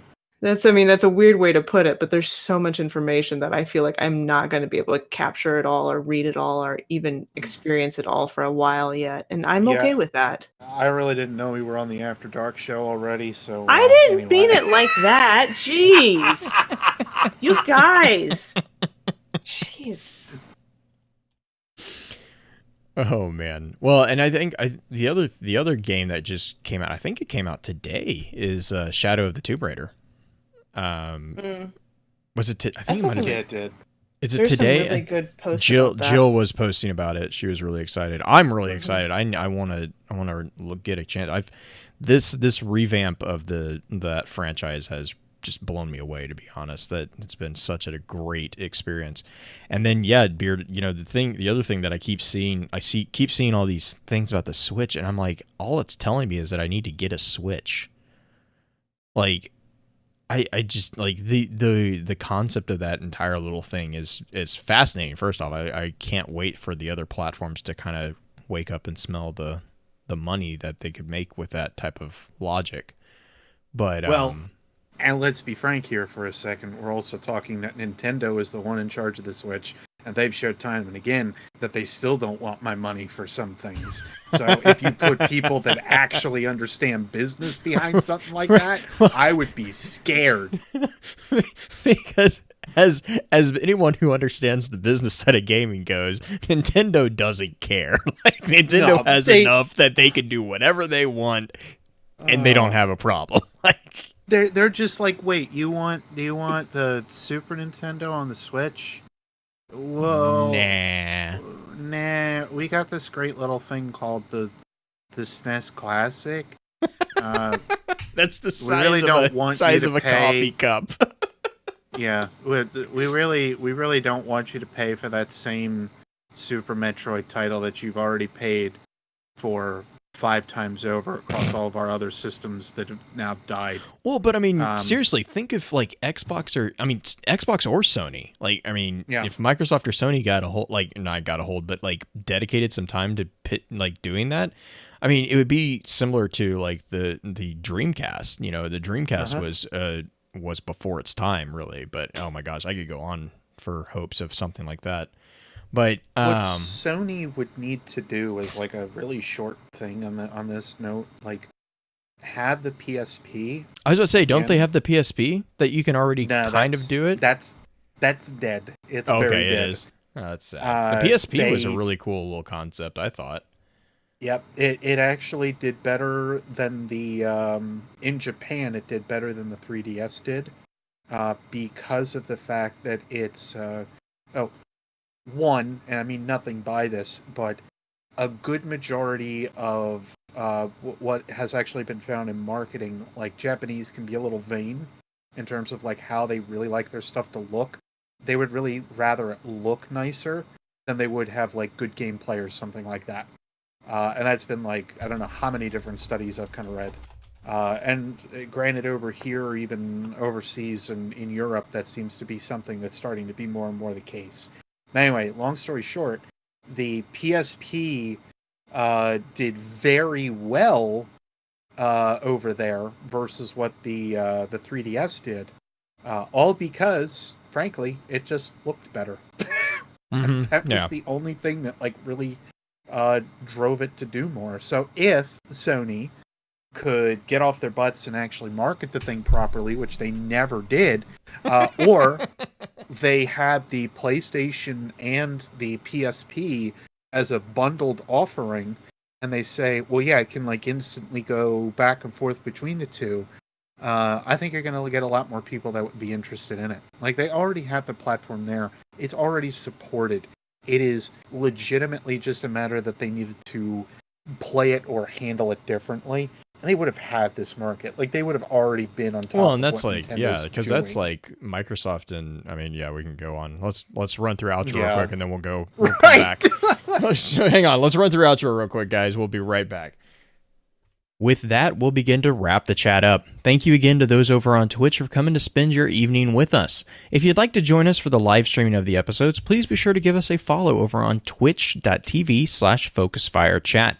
Links to our episode archives can be found at www.focusfirechat.com. Please be sure to email us at focusfirechat@gmail.com with any comments or questions for our team concerning the podcast, and let us know how we're doing by giving us some feedback and a rating over on iTunes as well.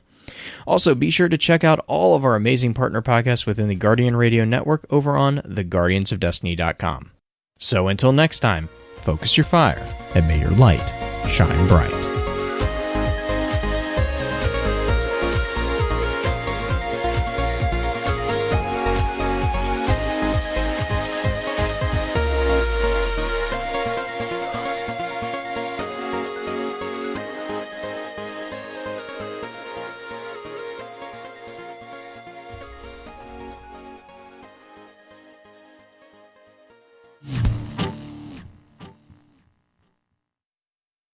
Okay.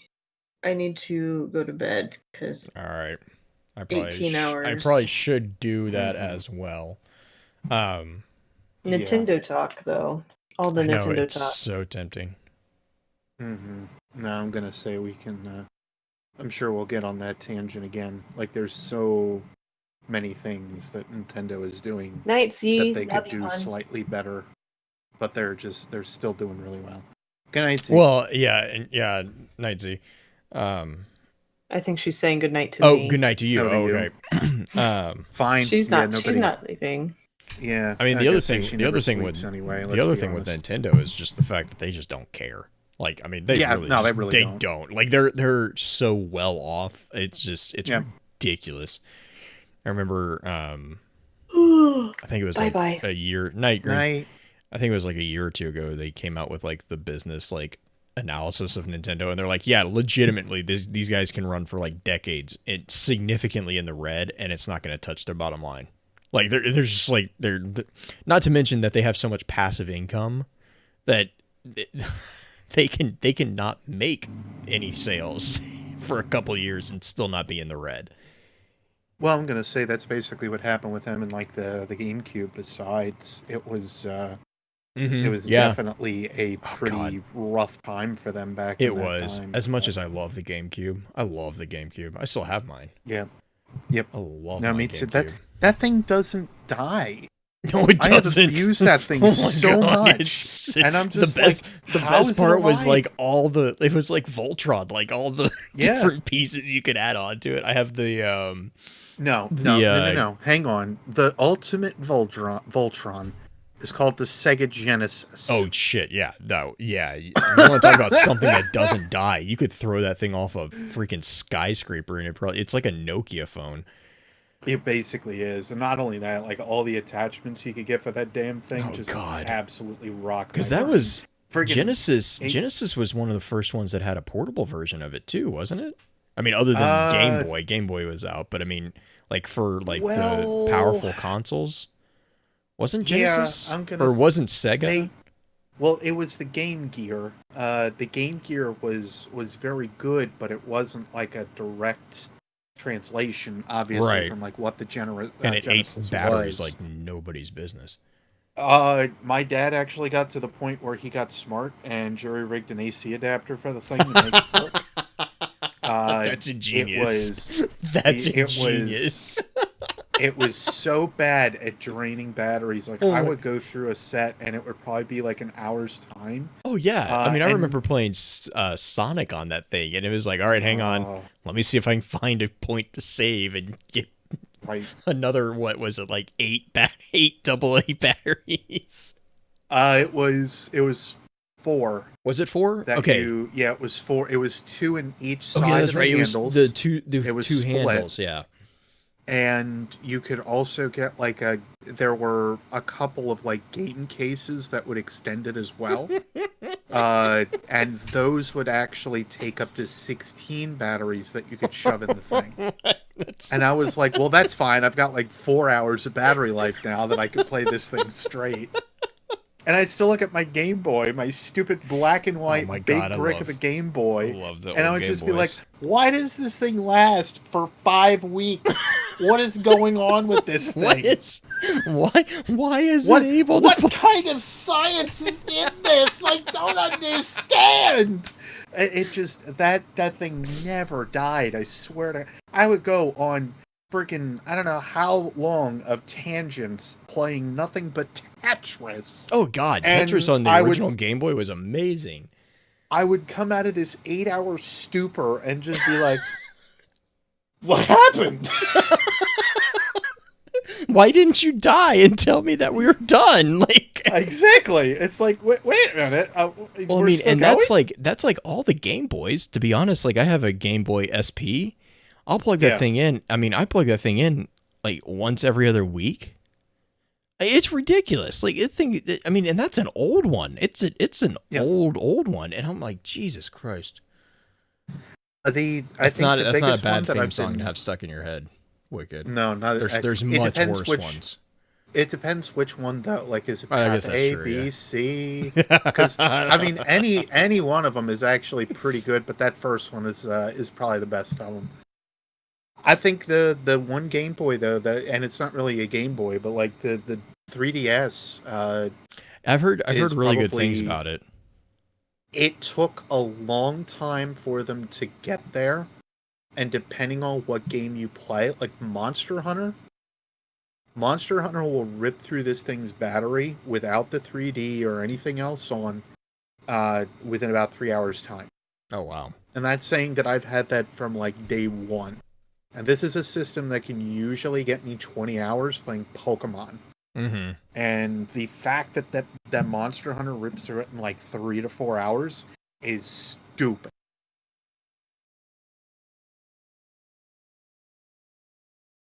Because what's their handheld right now? It's not the 3DS, right? They've got No, the 3DS is technically still their handhelds. Their handhelds? Well, I mean, they've kind of put all the eggs in Switch, right?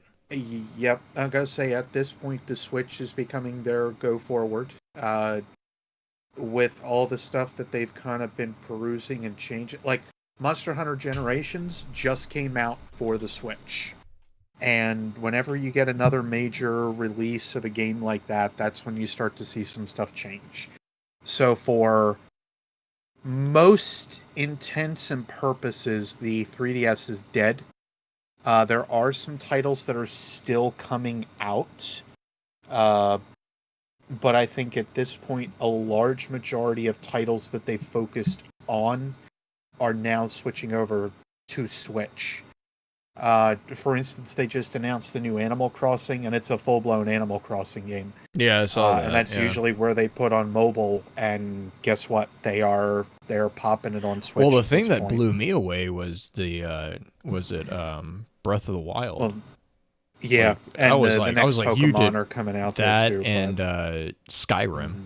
They're like, yeah, here's Yep. Skyrim. I was like, you what? Like you're putting Well- Skyrim on that thing? Like that's. I mean, granted, Skyrim's not like a super cutting edge game, but still, I'm like, like holy shit! Like, Well, and not only that, the guys that worked on the Doom port for Mhm.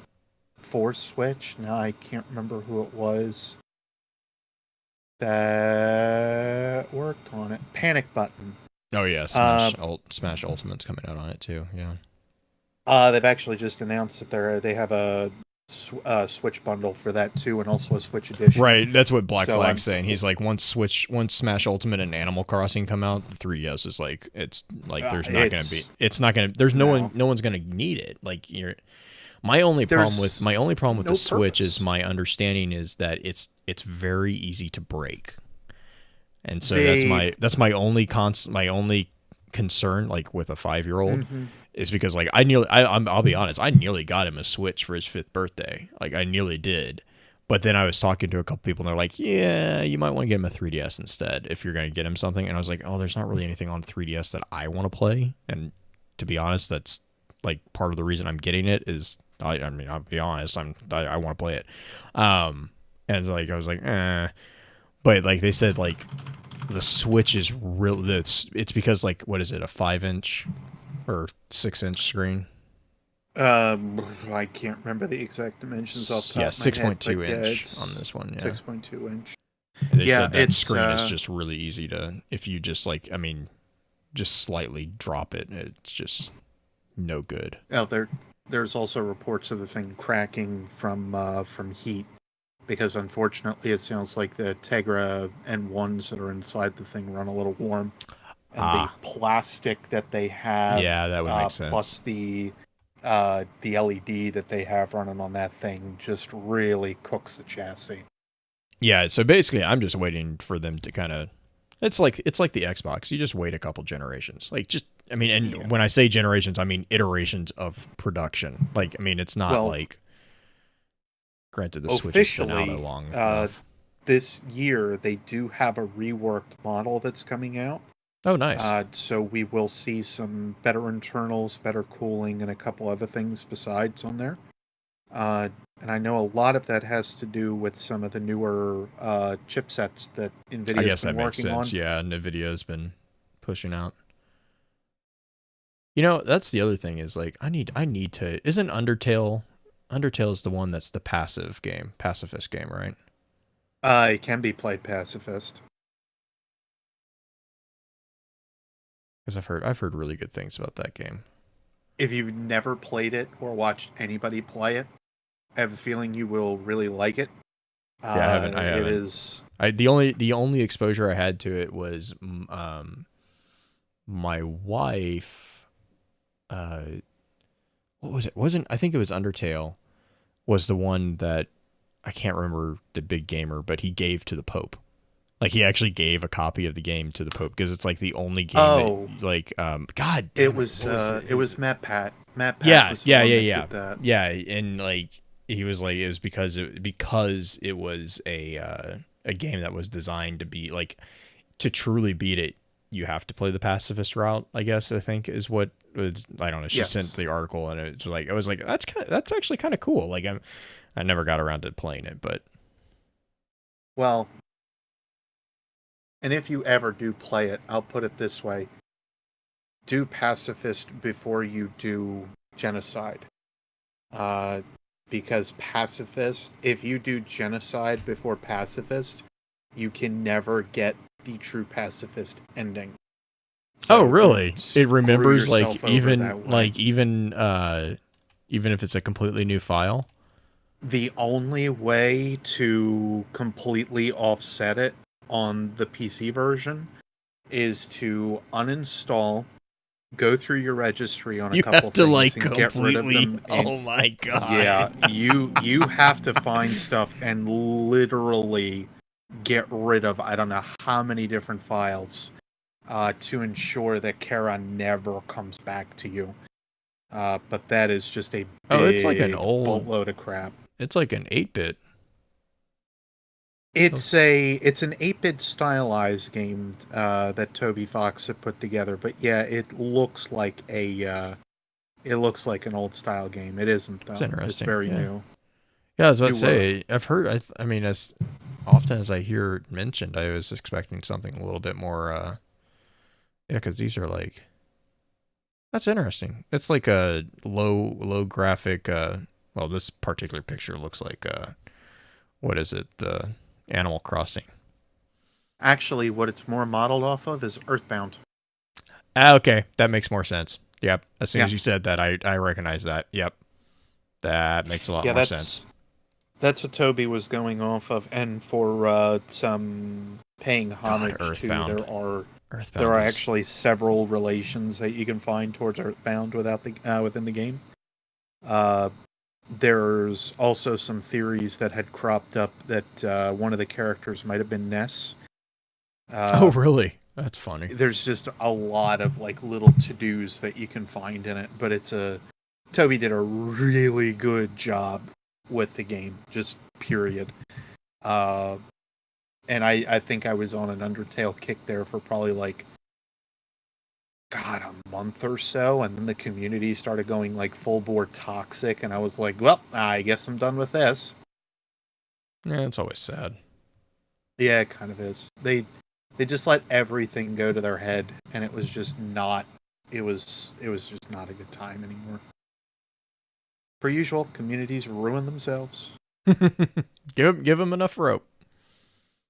Basically, this is an interesting. This is like old school. Yeah, I like this. This is kind of cool. I'm just looking at looking at screenshots. Luigi's Mansion 3 was announced. And everyone lost their shit over it. I was kind of one of them. As soon as my friend had told me about it, I was like, "They did what? Oh my god!" And then they came back. They're like, "No, he's fine. He's fine." Yeah, really. It's like, we just kidding. No, it's fine. It's all good. He's still alive. He had a green mushroom with him. Yeah. As you know, you should when you go up against the Grim Reaper. Yeah. Oh shit, it's coming out like soon. Oh Christ. Luigi's Mansion, yeah. No, Undertale. Or Undertale on September Switch, 18th. Yeah. Wow. The game's been around for a long time, so that doesn't really surprise me. Yeah, since what is this? 2015? Yeah. On PC? Yeah. Huh. That's where it started. It started on PC, yeah. and it just that's probably why I didn't pay attention to it, because it was a PC game and then it went to PlayStation. Yep. So it never would have even entered into my sphere of awareness. Like I'm like, yeah, unfortunately, it never would have gone that way. It was I forget what kind of technicalities or problems he was running into, but I know Toby had some problems. It says Undertale was initially meant to be 2 hours in length and was set to be released in mid-2014, but the development was delayed over the course of the next 3 years. Right. Wow. The story behind it is fantastic, and like how he put that all together. It's very similar. Do you remember Dust and Elysian Tale? Mm-hmm. Yeah, I got those for free from Xbox. Those were awesome games. Yeah. That's actually very similar to like what kind of story seems to be produced. Okay. Yeah, with it being a single developer involved on it from like a developer standpoint. It's just amazing. But yeah, I give them a lot of credit for what they've got going on. That's really cool. Yeah, I'll have to look into that one. Stardew Valley was the other one that everyone seems to be going crazy over. Yeah, having that on Switch is about as good as like a Harvest Moon on mobile. That's another really good concept to kind of have out there, which Stardew Valley on Switch would make a ton of sense. Oh, yeah. I mean, because isn't Stardew Valley the one that's like 100% relationship? Mostly, yeah. It's still a Harvest Moon-esque game, however, because that's basically what Harvest Moon is all about. You start to think that it is a game that is just based on like Farmville and whatnot, and then you start to realize, oh no, I have to develop relationships with people. I have to start like I have to interact with things. Yeah, it's just like I just want to grow my plants, man. Why the hell can't I just grow my plants? Oh man. Oh hey, Apple has a new phone. That's I'm getting nice.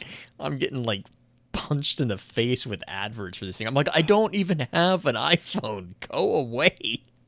I'm gonna say, can you do a little advertising testing here? Yeah, So come you can on, see Google. that I'm using the furthest freaking thing from a goddamn iPhone called a Google Pixel.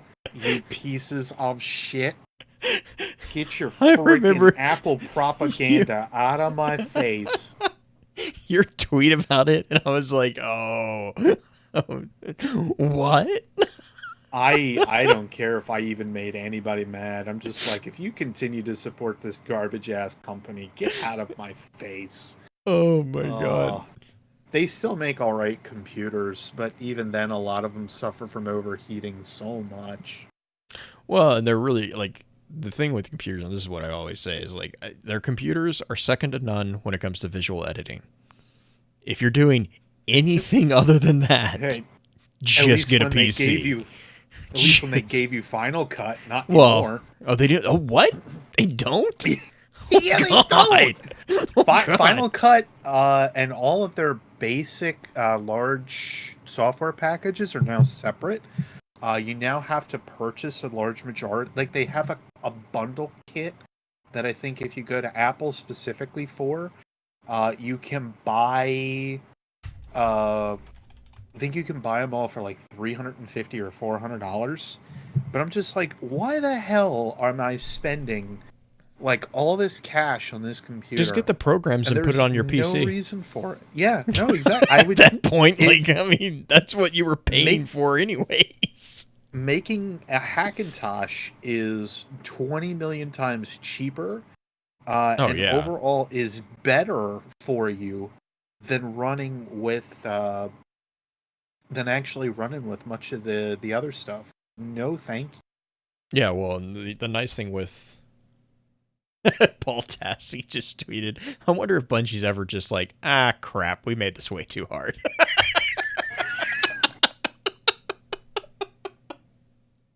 Meanwhile, the community's just like, we asked for this challenge. This was our fault. No, they're never like that. They're just like, why didn't you balance this? Huh? You asked for it to be hard, you sons of bitches. How about you doing it? I just love, was it like the Prestige Raid or whatever when Joe was like, he's like, the GIF war from all the developers started, and they're like, yeah, this is what you asked for it. Yep. Oh no, did Datto and Gothalion get disconnected? Uh-oh. Oh shit. Uh-oh. Oh, Griffin, their social media manager, just tweeted, you go for Riven's heart, she goes for your internet. Oh no. Oh, fuck. That's... God. Oh, no. I gotta look at that. Mad about that. Oh, yeah, I don't even... I mean, I don't even want to hear it. I don't even want to hear it. I have a feeling there's gonna be a whole ton Githalion of said that rage. he said, I won't be shocked if either no one beats this raid or only 1 or 2 teams do it this week. Yeah. Yeah, they made it tough. I'm okay with this. Oh, Goth's got it down to 50%. Okay, so they maybe they're just like, maybe just the latency was just big. Oh, that would, oh my god, I would lose my shit if you were on the raid and you lost connection. Yeah, you said it. No, that's like, That is especially if your perfect. entire team. Yep. Oh, I had mentioned this earlier.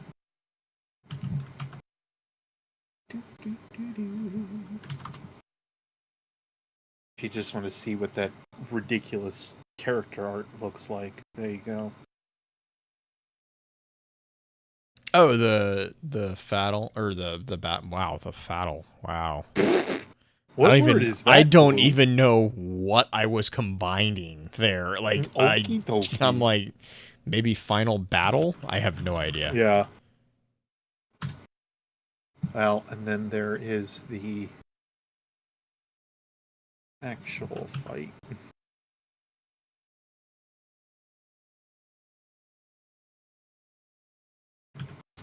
Just for comparison's sake, it is such a good scene.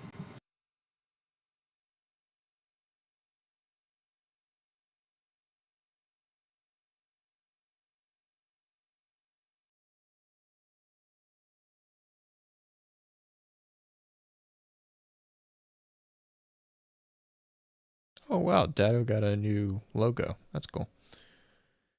Hmm. I actually kind of like that. It's really, really simple slash. Oh, he's got like the Kel. Oh, that's pretty cool. I make internet videos for angry people. Isn't that like what the internet is? That's Dado's Twitter description. It's so accurate.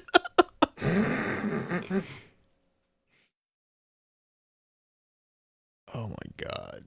This is crazy. Jez, I can't believe Bungie made so many jackets only to have no one buy them.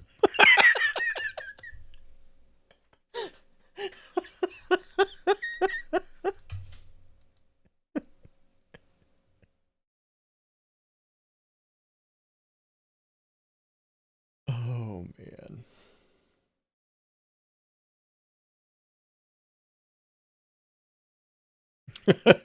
Reverse Crota.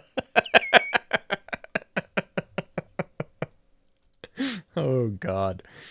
Oh man, that would just be bad. Okay. All right, I'm going to take off. Okie doke. I don't blame you. You guys have a great night. We will see you tomorrow in chat, obviously, but also next week as well. But yeah, and I promise I will get the poll up on the interwebs as soon as possible. So, stream, have a great night. We'll see you later. Bye.